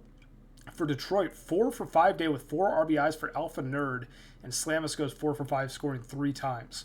Mulligan will get the win, Blue Sky the loss. Alpha Nerd will be your player of the game. I'll finish up the majors for September 3rd. On to the minor leagues we go with another quick sim. And Kingpins looks to shut out the Ranas 5-0. 3-hit day for Tatton in the 2-hole, another 3-hit day for Downfall. 2-hit day for Cunningham out of Puerto Rico. Meanwhile, Walker Wheeler will get the W for Chicago. Votto the hold, Crony the hold. No saving Ribbit will get the loss. Walker Wheeler will be your player of the game. 5 innings of shutout ball. Florida Flamingos defeat the Lemurs 8-1, 11 hits to 1. The sole run from Louisville coming on the home run from Baltz, who goes 1 for 3, as the only hit in the ballgame for them. For Florida, though, 3 hits each for Hawkins and back again, with 2 RBIs for Hawkins and Hunter. Jay Kirkpatrick will get the win for Florida. Only 1 run on 1 hit and 1 walk over 8 innings pitched. Great start for them. They are your player of the game. Lopez takes the loss for Louisville. Bruce City takes down the Hepcats 7-5, as I believe they take the series now. Looking at the 3 hits, 3 days for Speed Kills and Gnome Child, 2 RBIs and 3 RBIs respectively. For Bruce City, 3 for 5 day for Mistura, as well as Boucher, 1 RBI and 3 RBIs respectively. Looking at the pitching for Kansas City, no decision, but for the Eagers starter, but Jacob Jiegelheimer Schmidt will take the loss in relief. Meanwhile, Wheeler will get the win in relief of Bruce City, with Baba will get the save, their 15th, and AJ Boucher will be your player of the game. Next up, the Firehawks defeat State College 4-3 with 3 runs in the 8th. You have a 2-hit, 1 RBI day for both Agrippa and Healer on State College. For California, 3 hits for Mihire and 3 RBIs on 2 hits for Johnson III. Backwell Jr. will get the win, Biglet the save, and T2 the loss. Johnson III, your player of the game for this one. And last but not least, the Dillos take down the Wheelers 14-10. Oh, Lord, why can't we have that game? That game would have been fun. Anyways, 3-hit day for Kumo, 4-hit day for Zenbobris, and a 5 RBI day for King, the DH for our Anchorage. Meanwhile, on the Dillo side, 2 RBI day for Palindrome, as well as Crystal Hauser, 3 RBI day for Goldberg, and a 5 for 5 day with 4 RBIs for Jordan Love. On the pitching side, Dick will get the loss for Anchorage. Takahashi will get the win for Amarillo. And Jordan Love will be your player of the game for Amarillo. Did the Dillos sweep? They did. Wow. So, our next stream game is going to be on the 5th for Florida, and the Dillos will be taking in a 4-game win streak to that game. They're hot right now. We'll see if they continue that into the next stream game. It's another quick sim day on the 4th. No games, though. It's travel day for both majors and minors. So we will be heading into that stream game as mentioned. The Dillos taking on the Flamingos. Let's go ahead and save real quick before we head on in. But it's going to be Guess Who on the mound for the Dillos versus George Georges on the mound for the Flamingos. We have, it looks like heavy Dillo leaning on the head-to-head here with only 3 Flamingos and 1 tie in that number 2 position. Any thoughts on this one heading into it, Scud? No. On paper, it looks like the Dillos are hot. They definitely have the advantage. This has the making for an upset right here.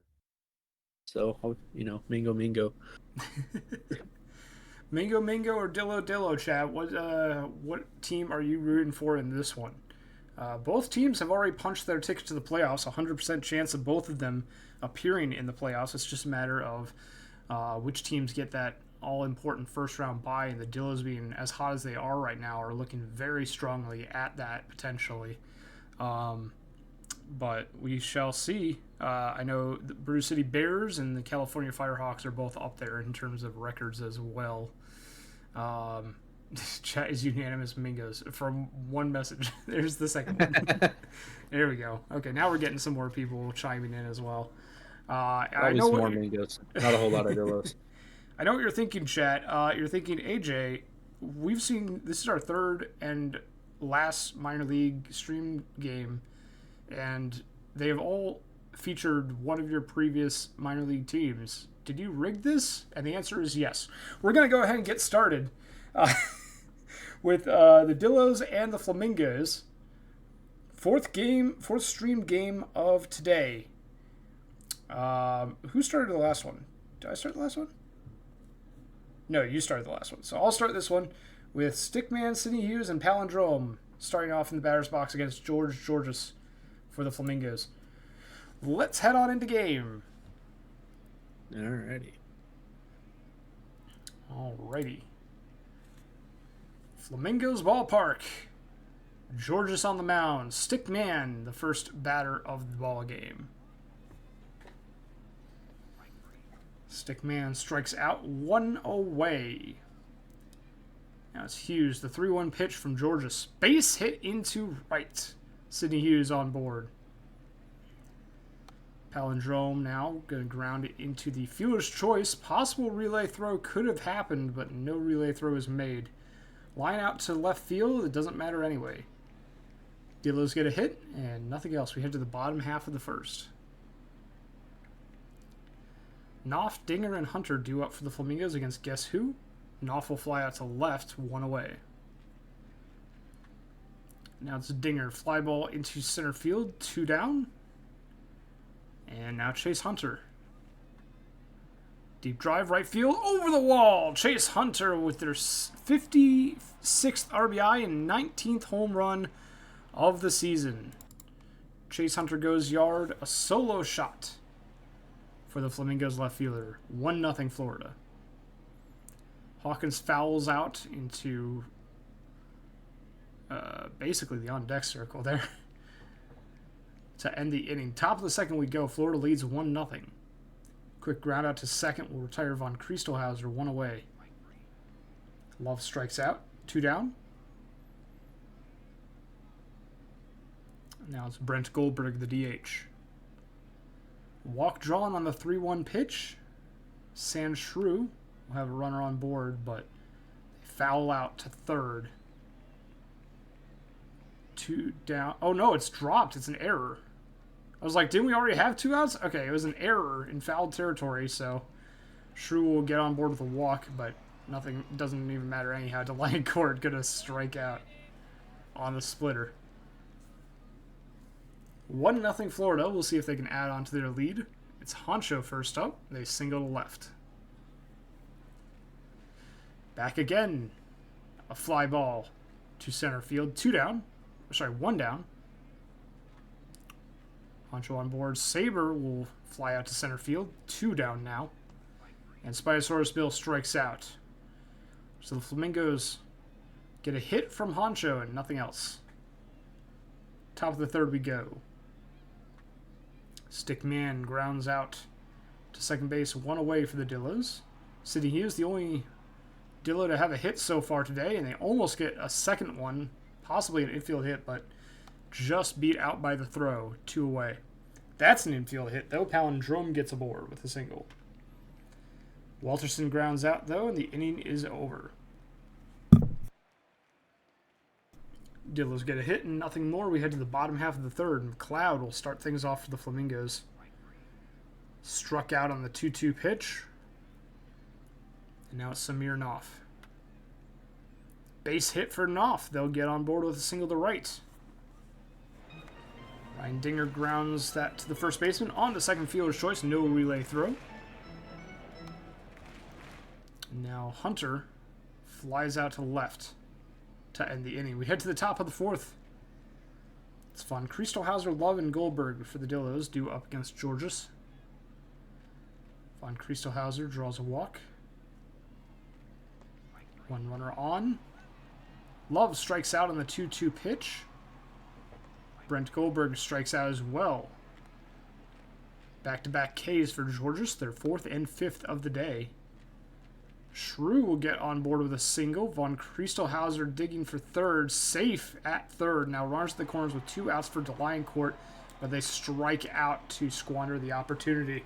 We head to the bottom half of the fourth now. Flamingos have Hawkins, Honcho, and back again due up. Hawkins, base hit to center field. That'll be a single for Jim Hawkins. Mark Honcho will ground into the double play. 4-6-3 they go. And back again, strikes out on 3 pitches. Side is retired. As we head to the top of the 5th. Dillos looking to get on the board here. No runs scored through 4 innings. 4.1 innings now as Stickman grounds out. Hughes almost beats the throw from the catcher, but that's going to be ground out as well. Palindrome. 3 straight groundouts from the Dillos. Nothing leaves the infield. We head to the bottom half of the 5th with Florida leading 1-0. And Brianna Sabor will get us started with the infield single to the shortstop, bringing up Spinosaurus Bill, who will strike out looking as my dogs go crazy. Stephen McLeod will hit this one in the left center gap, but that'll be caught by the center fielder for the second out. And Samir Knopf will hit this one all the way to the warning track, but it looks to be caught for out number 3, so nothing going here for Florida. Top half of the 6th we go. Walterson, 2-2 pitch. He'll take strike 3 looking, so for out number 1. Von Christelhauser. I really hope I'm saying that right, but they will fly out to the shortstop for out number 2. That'll bring up Jordan Love. 3-1 pitcher swinging, and they'll ground out to the first baseman unassisted. So we'll head to the bottom half of 6. Still 1-0 in the way of Florida's. Ryan Dinger looks to absolutely hit a dinger. Their 24th of the season, their 71st RBI. And they will extend the lead to 2 for Florida. Brings up Chase Hunter, the left fielder. They will line out right to the first baseman. Jim Hawkins up. That'll be a fly ball caught by the center fielder for out number 2. Now Mark Honcho, 2-1 pitch. And they will pop up to the shortstop for out number 3. Florida extending the lead to 2 here as we head to the top half of the 7th inning.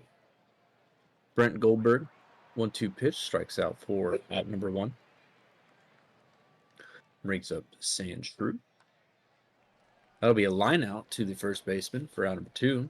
Now to line court here, 2-2 pitch, 2 outs. That'll be a base hit in the left field to extend the inning.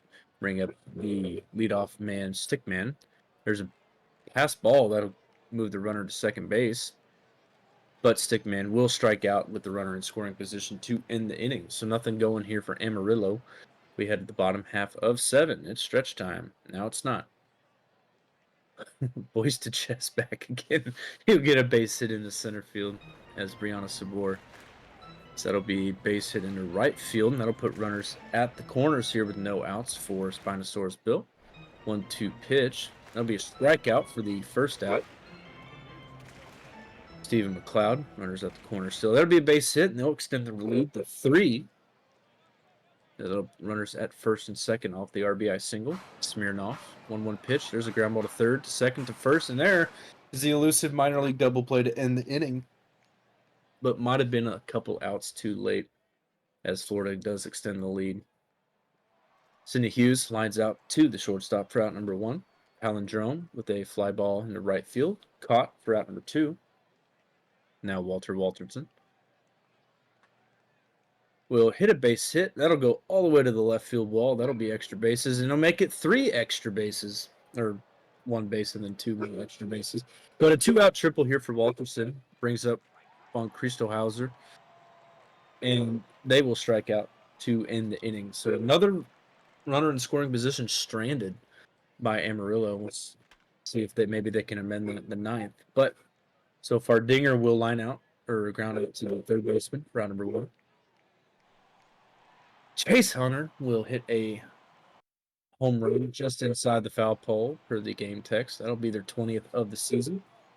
2020 season there for Chase Hunter. 20 homers, 22 stolen bases. 4-0 ball game. So my dog is absolutely losing his mind. Hawkins will be out, but Honcho will going to double into the right center gap. And Boyce to chest back again, 1-2 pitch, as that'll be a strikeout. And that will end the inning. See how Amarillo can respond. Jordan Love, 4-base hit, and they will break the scoreless drought here for Amarillo. Now a 4-1 ball game. We'll see if they can keep this momentum up throughout the top of the 9th. They still need 3 more to bring this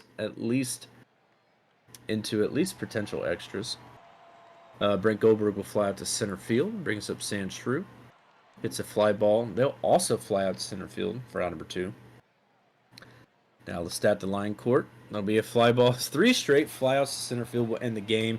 Florida does take down the was hot Amarillo Armadillos. Called it, AJ. Called it. 4-1, 11 hits to 6. Not much going, but the lone RBI come from Jordan Love.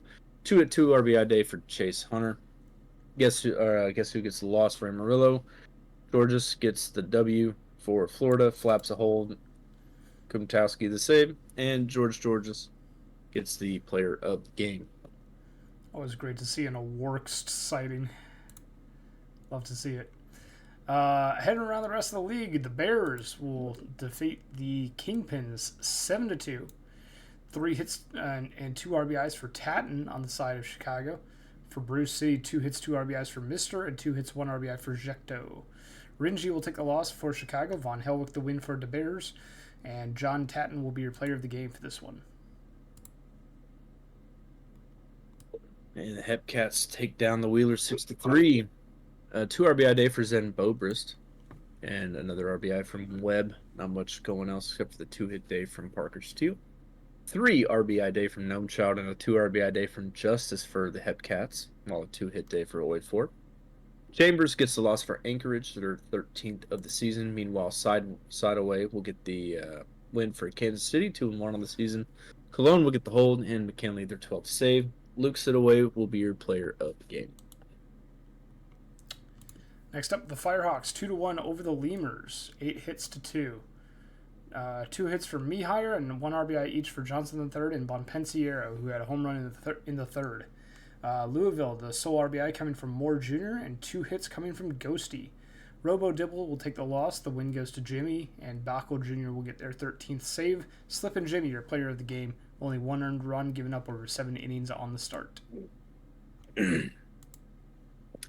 And the last but not least, the Rana has taken down the beloved Swift Steeds of State College, 3-1. 2-hit day for Agrippa for State College, but not much else. Meanwhile, 3 RBI day for Hitchcock, the right fielder for the Ranas. New Romantics gets the loss and the blown save for State College. Meanwhile, Barry will get the win, and Dr. LBG will get their save. Archie Richards, 7 innings of shutout ball, 3 Ks as your player of the game. That'll do it for the minor leagues. Continue on with the majors box scores. Starting off with the Providence Crabs taking down the Boise Raptors 5-4 in a walk-off with 3 runs in the bottom of the 9th. It looks like a walk-off walk for Mark Southworth, possibly. 3 for 4 day for Southworth with an RBI and a run scored, including that walk-off walk. 2 RBIs for Barker Bubbs. On the side of Boise, 2 hits, 2 RBIs for Callahan, and Ziegler gets 3 hits.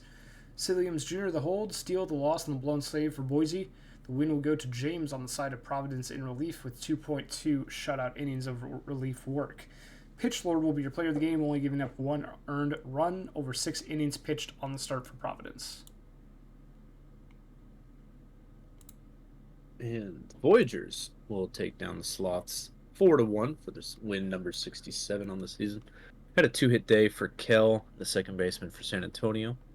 On the New York side, 2-hit, 3 RBI day for Skatos with a 2-hit day for Nolan Teege. For the pitching, Glorbenspiel will get the loss for San Antonio, 7 innings, only 1 earned run. Meanwhile, Jumbo will get the win for New York, 6 innings and 1 earned run, and Bakugo the save. And Juicy Jumbo will be your player of the game. Thank you, Hummus, for the Prime subscription, subscribing for 56 months. Much appreciated as always. Buffalo Surge will take down the Toronto Pathfinders here, 3-1, 7 hits to 5. The 2 RBIs on 2 hits for Splorger of Buffalo, while Alu gets a solo shot in the 4th inning off of Winalito. For Toronto, 1 for 3 day with an RBI for Dawson III. They're the only one to knock in a run on the side of the Pathfinders. Sim McAllis Jr. will take the loss. The win will go to Madsen, the save to Delling, and Rental Trade will be your player of the game. One earned run on 6 innings pitched on the start, and the no decision for the Buffalo Surge starting pitcher. And our beloved Vandals take down the Aviators 10-2. 6th spot in the 8th inning, that is a lot. Looking at the hitting, we had a 4-hit, 2 RBI day for Philip Phillips, or Pierre Phillip, I believe. I can't remember. But 2 RBI days. Oh, my bad. 2 RBI day for Danny Burgers and Jerry Mander.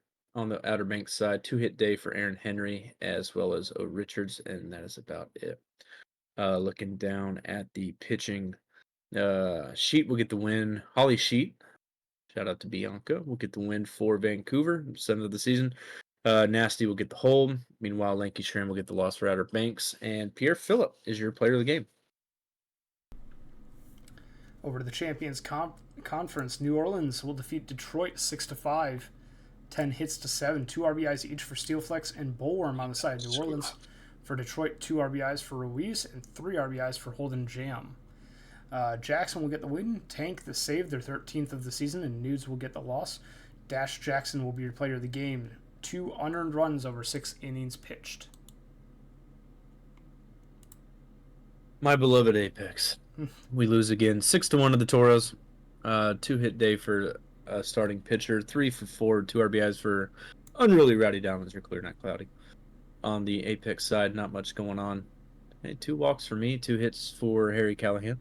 For the pitching, Nova Montaigne will get their 7th win, 5 2/3 of 1 hit ball. Meanwhile, the loss will go to Bernard. 8-10 now on the season. Looking at the player of the game, it's going to be Unruly Rowdy Diamonds or Clear Not Cloudy. Oh, and don't forget there's a blood moon tonight, so be sure to step outside, take a look out at the moon when you get a chance. Nice. Nashville Stars will defeat the Death Valley Scorpions 7-1. Let's see. We have 2 RBIs from Hayden Andrews Jr. and 2 hits for Nash DeVille with an RBI and a run scored. For Death Valley, 3 for 4 day for Smalls with an RBI and 1 run scored. Rousey will take the loss, John the win, and Katarina the save. Mac John will be your player of the game. Only 1 earned run over 6.2 innings pitched. And to wrap up the sim day, Sea Serpents taken down by the Moonwalkers, 4-3 on the moon. 3-hit day for Doug, the second baseman for the Sea Serpents, and a 3 RBI day for Becker. On the lunar base side, 2 for 3 day for Scott Sterling, and a 2 for 4 day for Sir Poe, or Scott Poe, Sir Poe. I think it's Sir Poe. For the pitching, it is Sir Poe. Yeah. Looking at the pitching, looks like Seattle. DeVries will take the loss, 5-11 now on the season. Meanwhile, Indianapolis take the win, 9-10. Iceman the save, and Indianapolis will be your player of the game. Now we'll finish up the majors for the 5th of September. So we'll advance the day and head on into our next Quick Sim Day, September 6th. Autoplay all the games, and we will continue on with the box scores.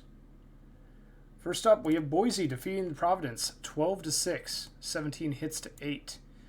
3 RBIs each for Hopkins and Dan, with 3 hits from Hopkins and Bonga, and 3 RBIs for Barry Allen. For Providence, 3 for 5 day with 3 runs scored for Southworth. And Fern, what a day for them. 4 for 4 with 4 RBIs and a run scored. Joe will get the win, Abinduct the loss, and Justin Fern will be your player of the game. Voyagers taking down the Sloss 4-3. 2 hit days from Bartholomew Brown as well as Wolfington Jr. Shaw Dynasty, 3 for 3, 3 runs, 2 RBIs, and a walk. On the New York side, 3 for 4 day, 2 RBIs for Carl Beatty Jr., and RBIs apiece for Skatos and Hidari. Artemis Aria will take the loss, 6 2/3, 4 earned runs. Meanwhile, Cove will get the win for New York. And Shaw Dynasty, despite the loss, will be your player of the game. Next up, Pathfinders defeat the Surge 4-0, 7 hits to 7. 3 hits for Mio, 2 hits for Splorger on the side of Buffalo. For Toronto, though, 3 RBIs on 2 hits for Ems and 2 hits for Dawson III. Random gets the win with 6 shutout innings. Coffin will take the loss for Buffalo. Joe Random will be your player of the game on that start. And the Vandals take down the Aviators 8-7 as they close in on that 52-win record that OBX has. 3 RBI day for McLovin Jr., 3 hit day for Pierre Phillip, and another 3 for 4 3 RBI day for Rishikesh. Looking down at 4 for OBX, 4 for 5 day with 2 runs for Shrimpy McDaniel, 3 RBIs for O. Richards, and 2 for 4 with 2 RBIs for Power Bat Little Bark. Looking at the pitchings, Cash Considerations will get the win with the quality start. Joe Kelly will take the loss now, even on the season at 9. And Akshay Rishikesh will be your player of the game. Over to the Champions Conference side of things, it's going to be the Demons defeating the Rougarou in a walk-off. All 5 runs coming in the 9th inning. It was scoreless until the 9th, and then both offenses woke up. 2 runs for the Rougarou, 3 for the Demons, including a run-scoring single for Revan Shan for the game winner. Dollarson goes 2 for 4 with 2 RBIs, and then Shan with that RBI double to win the game. New Orleans, Days and Guile goes 2 for 4 with 2 RBIs. Goat Tank will take the loss in the blown save. Belfer will get the win for Detroit in relief. Steven Slothsberg, though, will be your player of the game. Only 1 earned run over 8.1 innings pitched. The Apex. We're so back. We walk it off against the Toros. 4-0 in the 13th inning. Jazzy Thompson, shout out to JJ with the walk-off grand slam. 3 hit day for Xander Aza. 2 hit day for Menchie Berlina.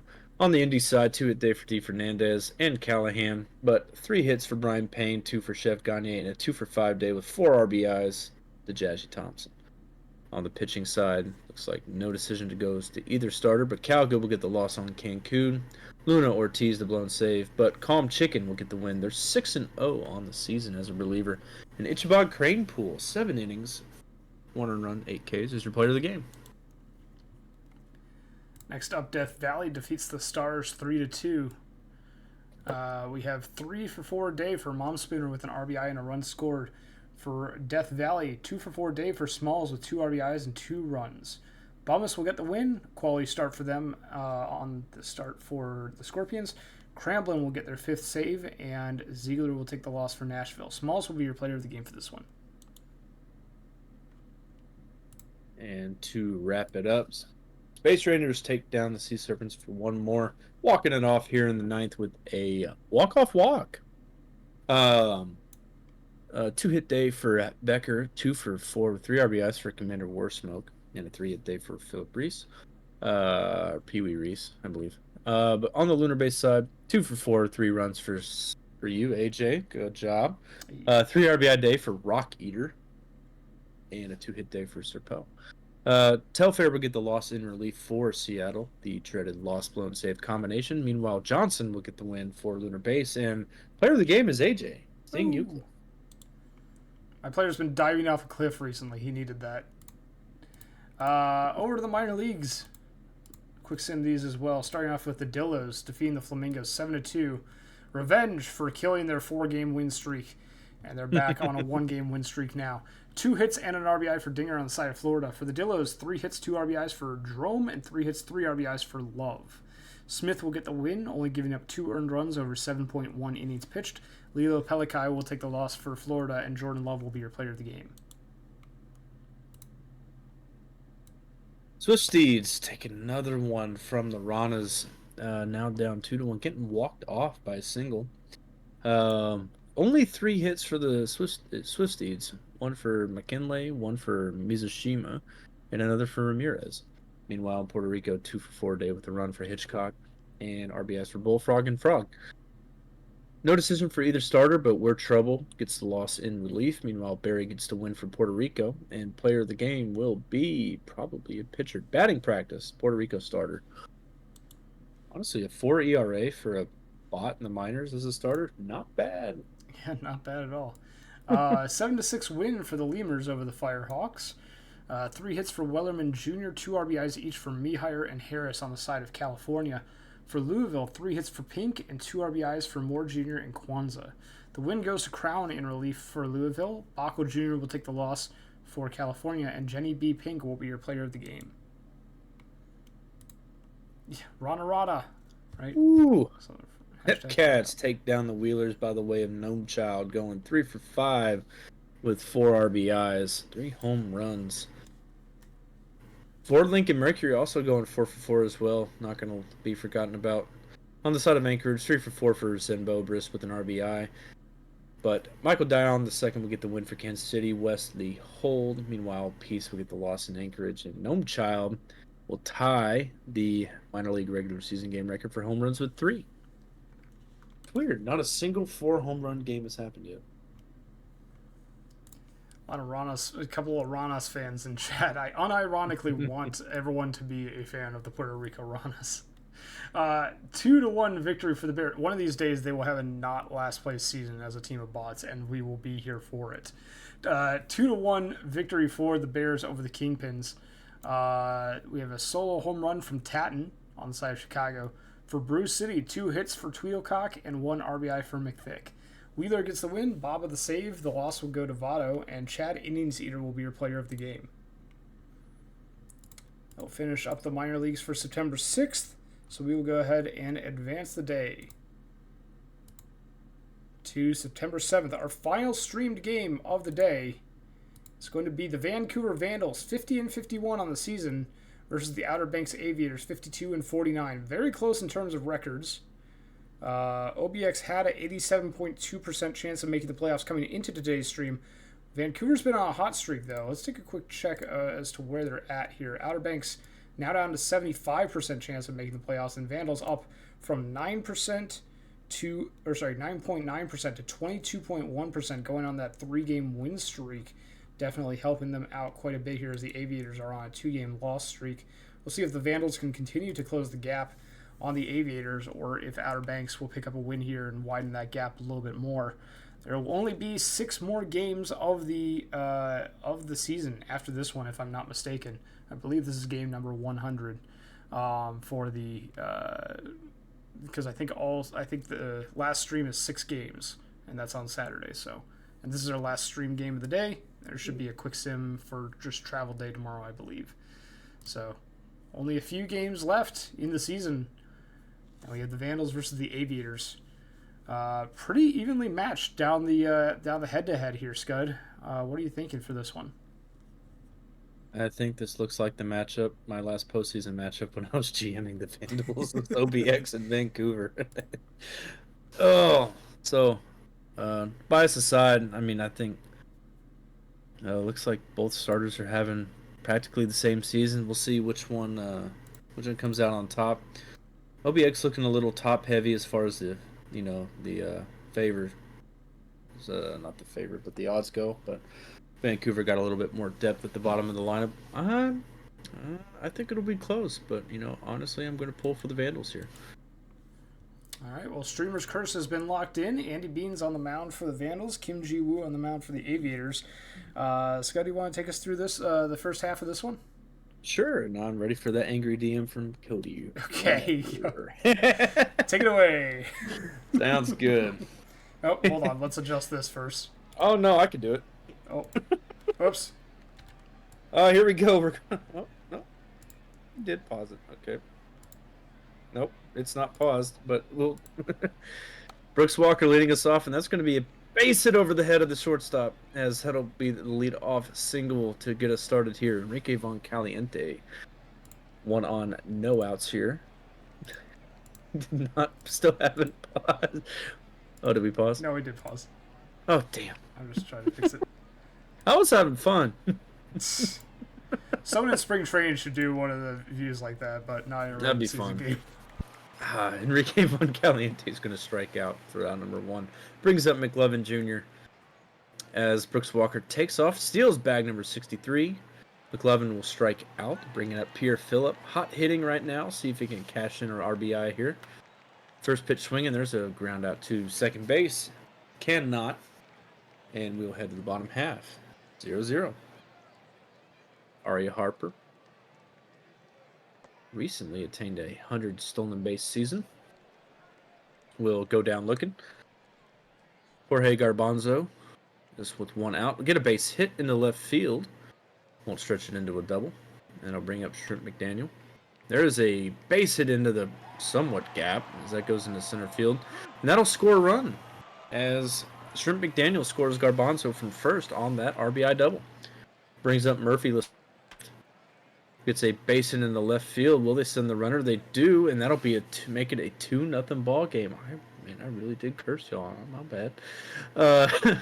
Steve Duke will hit a fly ball into center field for out number 2. Brings up Aaron Henry, left fielder. He'll get a base hit against the shift, and that'll be an RBI double for Aaron Henry. So OBX up 3-0 here in the first inning.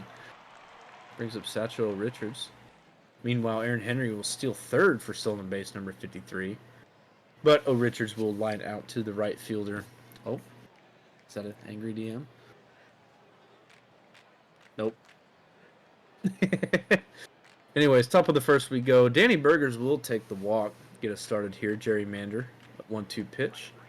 That'll be a strikeout from Mander. Brings up Steven Strange.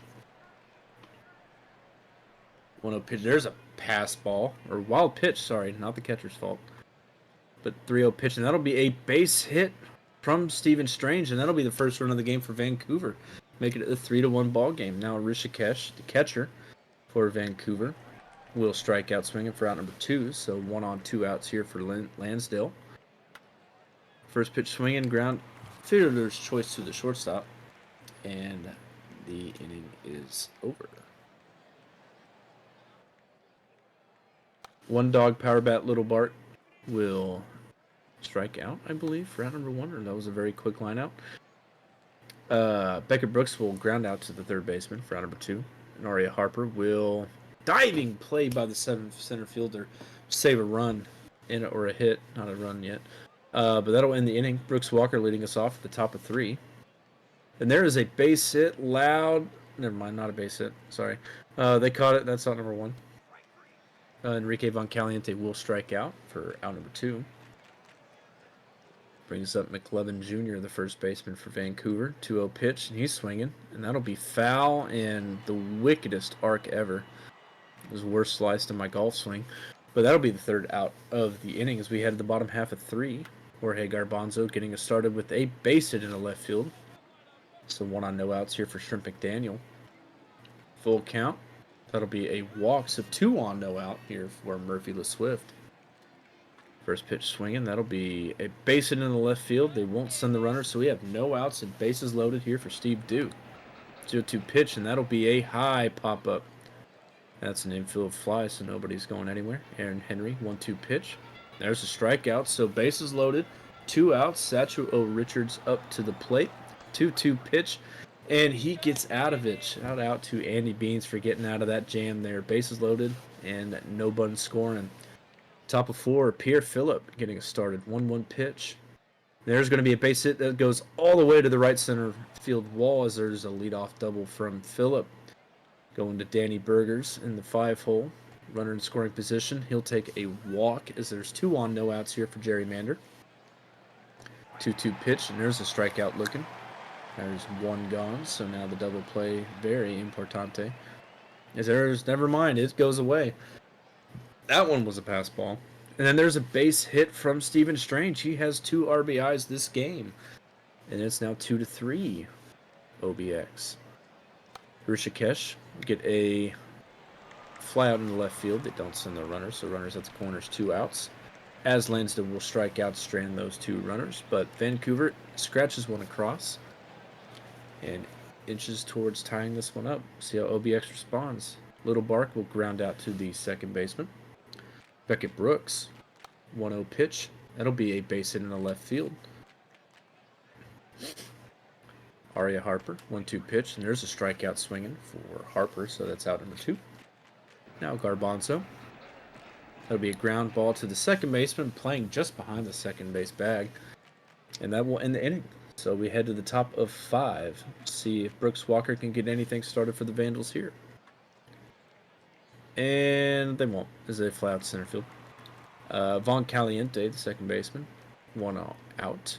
Be a fly ball, and that's gone. Von Caliente ties it up at 3 with a moonshot into right center.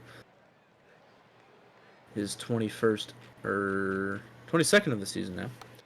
McLovin Jr., 0-2 pitch, and that'll be a diving catch by the center fielder, Aria Harper, for the second out. Pierre Phillip, get a base hit in between the third and base and shortstop. Keep this inning going. Brings up Danny Burgers. First pitch swinging as there's a ground ball to third to end the inning. All tied up at 3 for you. AJ will bring it on home. All right, we got Shrimp McDaniel, Murphy Swift, and Stevie Duke due up for the Aviators here. McDaniel pop flies out to Ashton Lansdale at third. The Swift strikes out 2 away. Here's Duke. 2 outs, no one on. The pitch from Beans struck him out. 1-2-3 go the Aviators. And we head to the top of the 6th. I don't know why I pronounced the Aviators like that. The Aviators. Top of the 6th, Mander drops one right in front of the center fielder. Runner aboard. Steven Strange now walks. 2 runners on, no one out for Hrishikesh. Struck out on the 2-2 pitch. That brings up Lansdale. 2 runners on, 1 out. Lansdale draws a walk. She's aboard. And now Brooks Walker. Bases loaded, 1 out. Base hit for Walker. That's going to be an RBI, at least 2 actually. That's going to be 3 as the throw is to the cutoff man, which is enough for Brooks Walker to make it from second to third. Bases clearing double, and Walker advances to third. Vandals lead 6-3. Deep drive to right. They're not done yet. Caliente is going to go yard. 8-3 Vancouver. 2 home runs on the day for Von Caliente. McLovin Jr. in the top of the 6th. Deep drive to right. Not enough to go back to back. That will be the second out of the inning. Alejandro Abbasi came in right before that big home run for Von Caliente, but retires McLovin Jr. and Phillip to bounce back and end the 6th. 5-run lead for Vancouver as we head to the bottom of the 6th. Henry goes down on the strikeout, swing and a miss. New pitcher Chuck Nasty comes in for the Vandals. Oh, Richards flies out to right, 2 down. Power bat, Little Bark. No one on, 2 away. Line drive, diving catch in right by Mander. 3 up, 3 down for the Aviators as we head to the top of the 7th. Vandals looking to add on more insurance runs to their 5-run lead. Aviators looking to stop them from doing just that. Burgers flies out to left. Now Jerry Mander. Base hit into left field, a single. Jerry Mander increases that batting average. Steven Strange will strike out. Bringing up Hrishikesh, who strikes out as well. 1 hit and a runner left on, but no runs. Vancouver still up by 5. It's time for the stretch. And now the bottom half of the 7th. Beckett Brooks strikes out to lead off the bottom half of the 7th inning. Aria Harper draws a walk on the full count.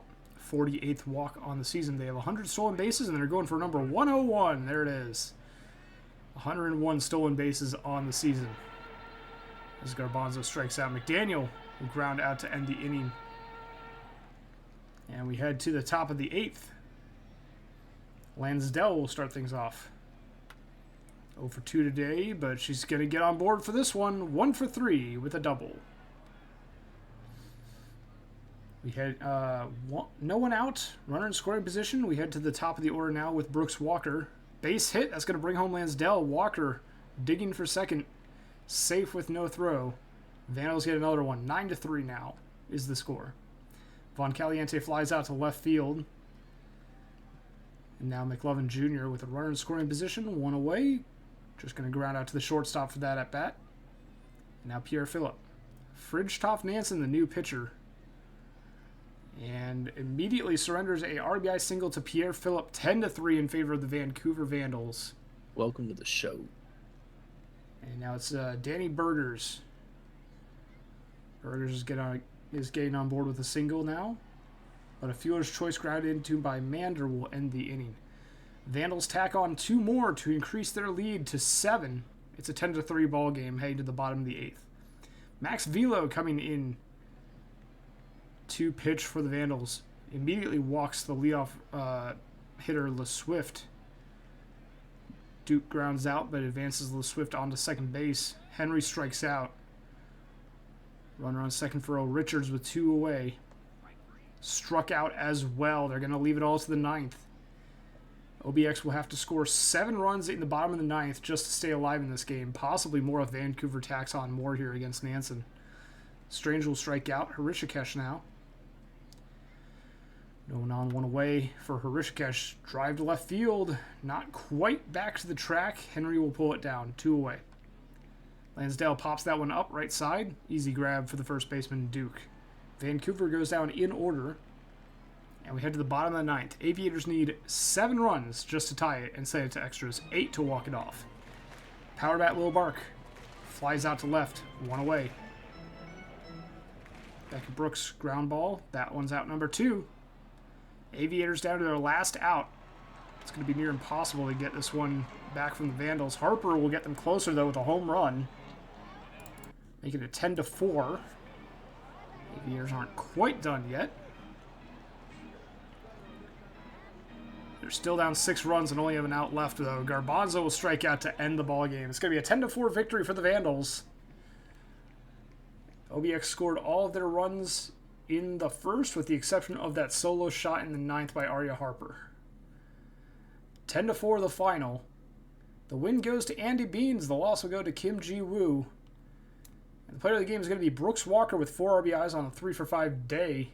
Von Caliente, though, had a great day at the plate as well with 2 home runs and 3 RBIs. Let's go ahead and save real quick, then we'll head around the rest of the league. Alrighty, and I think maybe I avoided an angry DM. But anyways, Boise takes down Providence 4 to 2. 3-hit day for Utabonga, a 2 RBI day for Shane Ziegler. Meanwhile, on Providence side, 2 hits for Southworth and Ruru. On the pitching side, Phantom will get the win. De Nunez will get the save, their 4th of the season, while Franklin Judge Cruiser will take the loss for Providence. And your player of the game will be the Phantom. 6 innings, 2 earned runs. Next up, the Voyagers will defeat the Sloths 7 to 2. Sloths actually out-hit the Voyagers 8 to 7. We have 3 hits for Dynasty and an RBI. For New York, 2 RBIs for Yeti Taz and 2 hits for Dog. Adkins will get the win in relief for New York. Tatum the loss, and Yeti Taz will be your player of the game.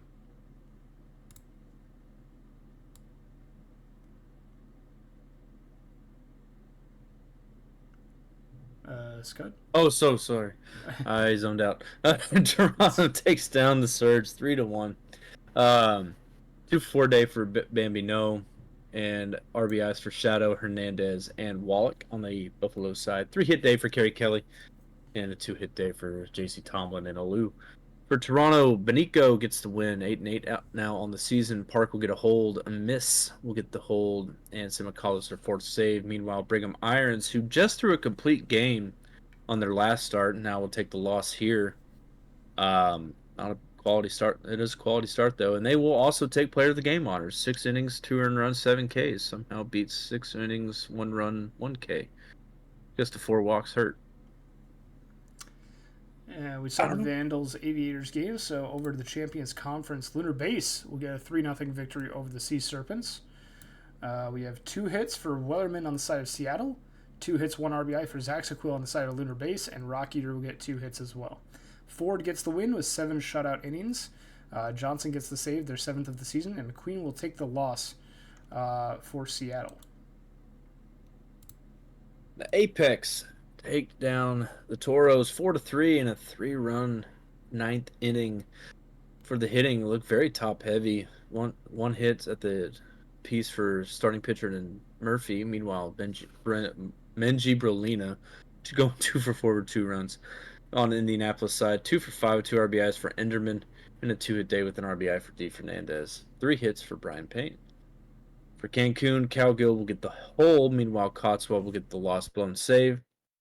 And for Indianapolis side, Nathaniel Foote will get the win in relief, their 2nd of the season. And Calvin Ball, 6 innings, 1 earned run, 9 Ks will be your player of the game. And there was a 64-minute rain delay in the 6th inning. Very important. Yes. Let's know. Have to make note of that one. Nashville Yes. Stars 8-4 with a comeback victory, getting 5 runs in the bottom of the 8th to win it. 2 RBIs for DeVille, Randberg, and Valor Jr. on the side of Nashville. For Death Valley, 3 hits and 2 RBIs for Essence. Keith will get the loss and the blown save for the Scorpions. Blaze the blown save. LeBeau will get the win for Nashville. And Xavier Pruitt will be your player of the game for this one. On the start for Death Valley, 3 earned runs over 7 innings pitched. And to round it off, Nola taking down Detroit 4-3. 2-hit day for Jefferson Steelflex, RBI for Days and Guile, and Alou and Manuel Bang. Meanwhile, 3-hit day for Williams, the second baseman for Detroit, and a 2 RBI day for Holden Jam. For the pitching, Eshelman Jr. will take the win, their 12th of the season, and Baron Samedi will get the win, or save, their 6th of the season. Strider will take the loss for Detroit, 7-9 now on the season, and Brian Eshelman Jr., 7 2/3, 3 earned runs, 6 Ks, is your player of the game. I'll do it for the majors. We'll take a look at the minor league games here. Firehawks 4-1 over the Lemurs, 12 hits to 7. 3 hits for Johnson III, 3 hits for Harris. On the side of Louisville, we have 1 RBI for Jenny B. Pink. Rubbish will get the loss, Obel will get the win, and the save will go to Biglet. Taco Bell will be your player of the game, only 2 earned runs over 6.2. And it looks like the Kingpins take down the Brew City Bears 8-3 in a 2-hit day for Meschenball. As a 2 RBI day for Jeff Bass. Meanwhile, on Chicago's side, a 3-hit day for Tatton and a 6 RBI day for Penley. 2 hits, I think those are 2 home runs, and they were. Looking at the pitching, Wolf will get the loss for Brew City, now 11-5 on the season. Huizinga will get the win for Chicago, and Sumakun will get the hold in relief, and Dylan Penley will get the player of the game honors. Next up, State College, a 6-3 victory over the Ranas, finally. 2 hits and 1 RBI. 2 hits, 4 RBI for Blair, the third baseman, Amidas Blair, and 2 hits for Johnson. Lastic will get the win, and T2 will get the save. Amidas Blair will be your player of the game. Amarillo takes down the Mingos 7-2. It looks like a 2-hit day for Walterson, 3 RBIs for Von Christohauser, and a 2-hit day for Goldberg. Meanwhile, in Florida, 3-hit day for Smirnoff, and a 2-hit, 1 RBI day for Jim Hawkins. Flop Quads will get the win, 15-7 now on the season, 6 1/3, 2 earned runs. And Mocker, probably Schumacher, will get the loss for Florida.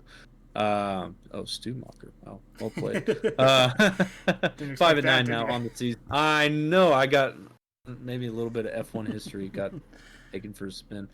Walter Walterson, though, will be your player of the game. The final box score for September 7th, a win for the Hepcats, 12-6 over the Wheelers. 4 hits, 5 RBIs for Ford Lincoln Mercury, 3 RBIs for Warwick, and 3 hits for Skoden. On the side of Anchorage, 2 hits and an RBI for Comau and Steele, but Love goes 3 for 3 with 2 RBIs. Yiddiff will take the loss. The win goes to Rocker. Kevin Choate will get the save, and Ford Lincoln Mercury will be your player of the game for this one. That will finish up September 7th. We'll advance the day, and it should be a travel day for both majors and minors, and it is. And that's our final day of the sim. We'll take a look at the standings real quick before we start the upload here. Let's see. Any changes? Let's see. 5 teams were eliminated coming into today's stream. 5 teams were eliminated coming out of today's stream, so nothing changes there really. Looks like not a whole lot changed. It's going to kind of come down to Saturday, it looks like. In terms of the pennant chase, Sloths now have a 100% chance of making the playoffs, so they do have that. Even though their magic number says 2. That might be for seeding for like a maybe. I think they can still lose if Vancouver wins out and the Sloths lose out, but I think it's probably rounding up. It's probably like 99.999% repeating. So that's why their magic numbers are 2. Yeah. But Boise and New York, we already knew were going to make the playoffs. Nashville improves their odds from 81.8 to 92% now. And then we had Cancun and NOLA. Cancun is at 100%. NOLA has a magic number of 1. So they need a win or a Death Valley loss, I believe, or an Apex loss maybe, to advance to the playoffs. They are that close, though. So not much has changed in terms of what's solidified for the majors. For the minor leagues, we do have 100% for the Kansas City Hepcats, so we do have something changing in the minors. We have our 6 teams locked in for the minor leagues, and they are right there. Bears, Lemurs, Dillos, Firehawks, Flamingos, and Hepcats. Sorry to the Swift Steeds, Wheelers, Kingpins, and the bot team Ranas. You all have to wait for next year for your playoff hopes. So now we're just waiting on seeding. Bears have a magic number of 3. But that doesn't really matter. It's the win-loss record. They do have the best record, though. So currently it's the Lemurs and the Bears at 69 and 68 wins. So that's where we are at. All right. I'll go ahead and start the upload here. Execute. Who pinged me? Sorry, EVC, I just missed that. Unclick the include schedule. I was like, who ping? Who ping? Troll ping is what it was. Oops, excuse me.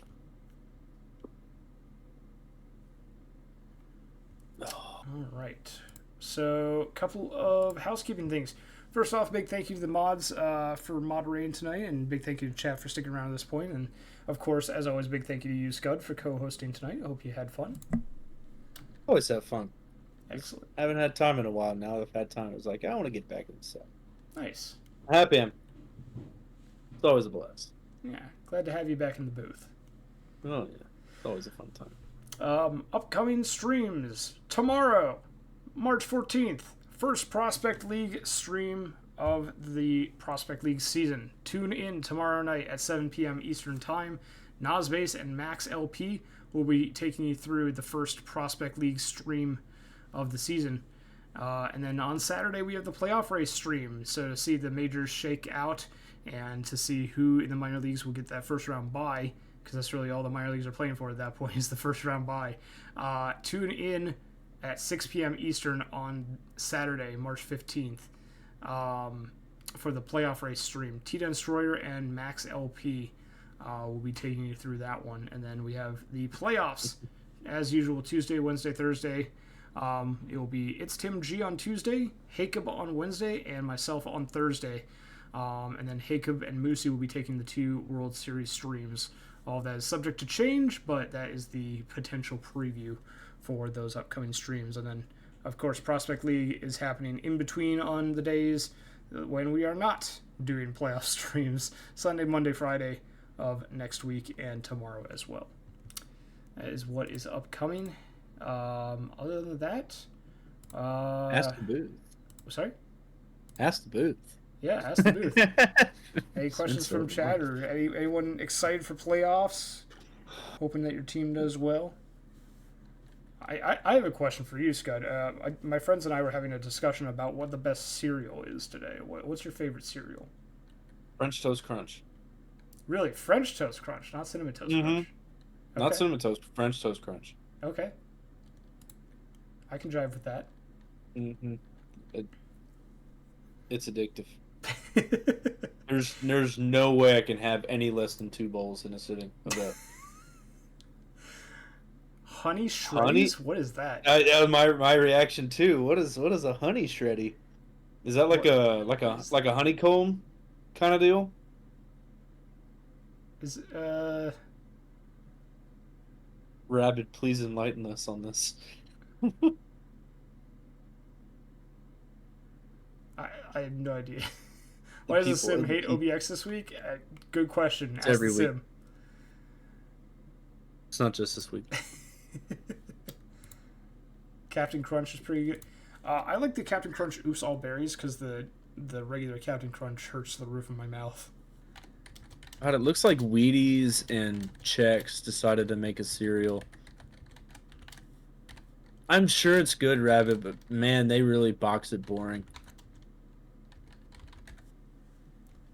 Yeah, I think maybe that what is it? That Trevor Daniels comedic special, he starts talking about all the cereals. I think it might actually be true. Or Canadian cereals are just boring. Sure, they might be good for you, but they're boring. I was gonna say I wasn't sure, but I was gonna say isn't Rabbit Canadian? Like maybe it's a Canadian. Yeah, thing. I know. I was like, it's got to be a Canadian thing.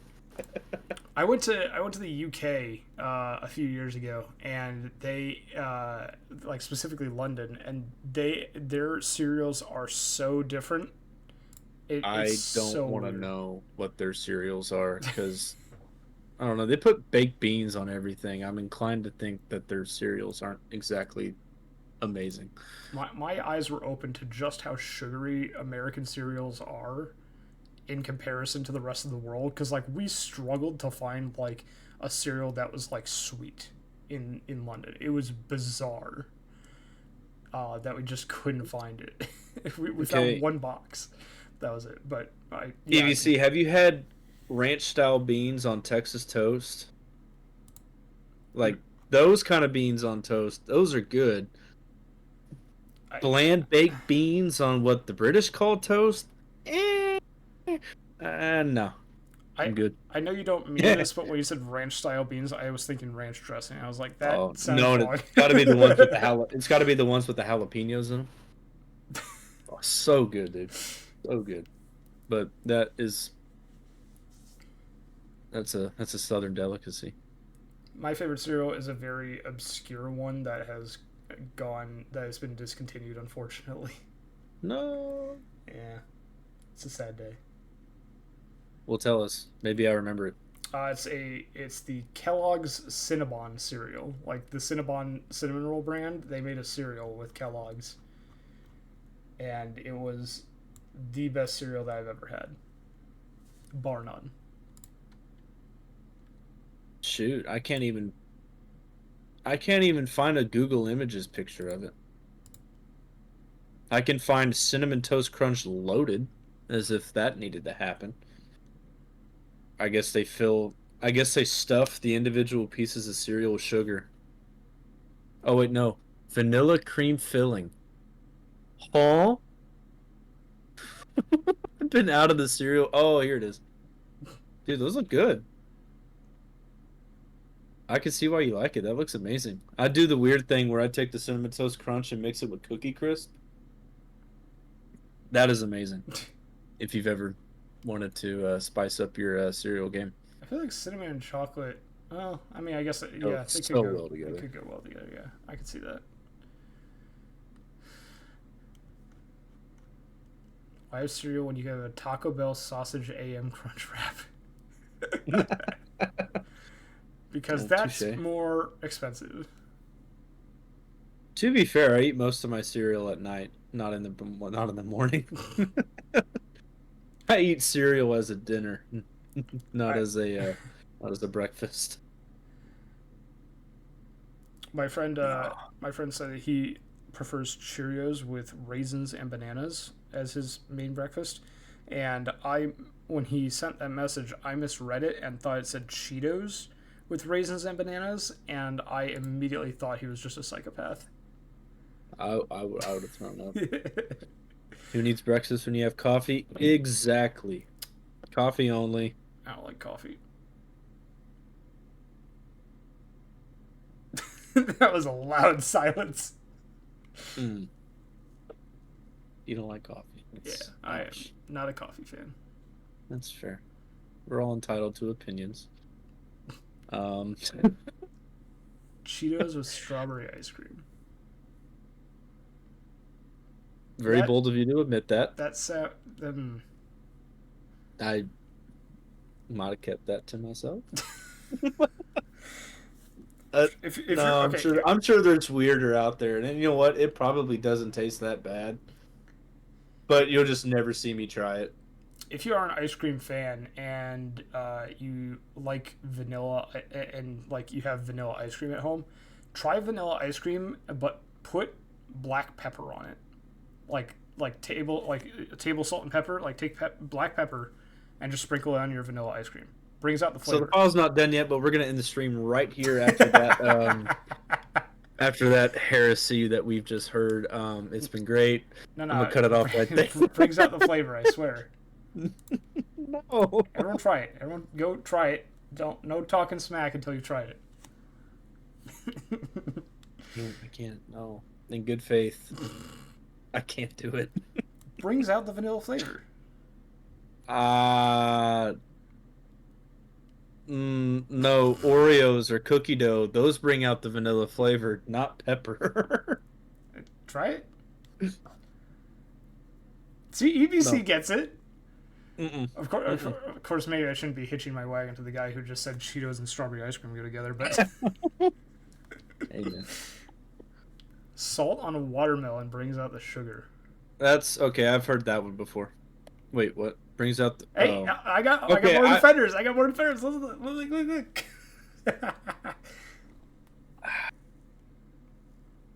Oh, okay, JB. Oh, I've heard salt on watermelon actually makes it, salt or sugar on a watermelon makes it taste okay. Mint, watermelon, and feta. You were on a roll and then you lost it. I don't know about that one. You had AJ behind you, and then it was silent when he read that. If I don't know, I would try it. I like all of those things. Maybe not so much mint, but it's not bad. So, watermelon toothpaste and. Nah. All right, index should be updated here. Of course, and I believe that's MJ 939230. That's how I want to say it. Just double checking here, making sure that the standings are accurate. Yeah, looks like we're good. Soup, tasty soup. Good stuff. And we'll leave you with this. Cereal is a soup. Thank you, everyone, for tuning in. Be sure to tune in tomorrow for Prospect League, and hope you all have a great rest of your week. Go enjoy some cereal/soup. Have a good one, everyone. Hot dogs or sandwiches. True.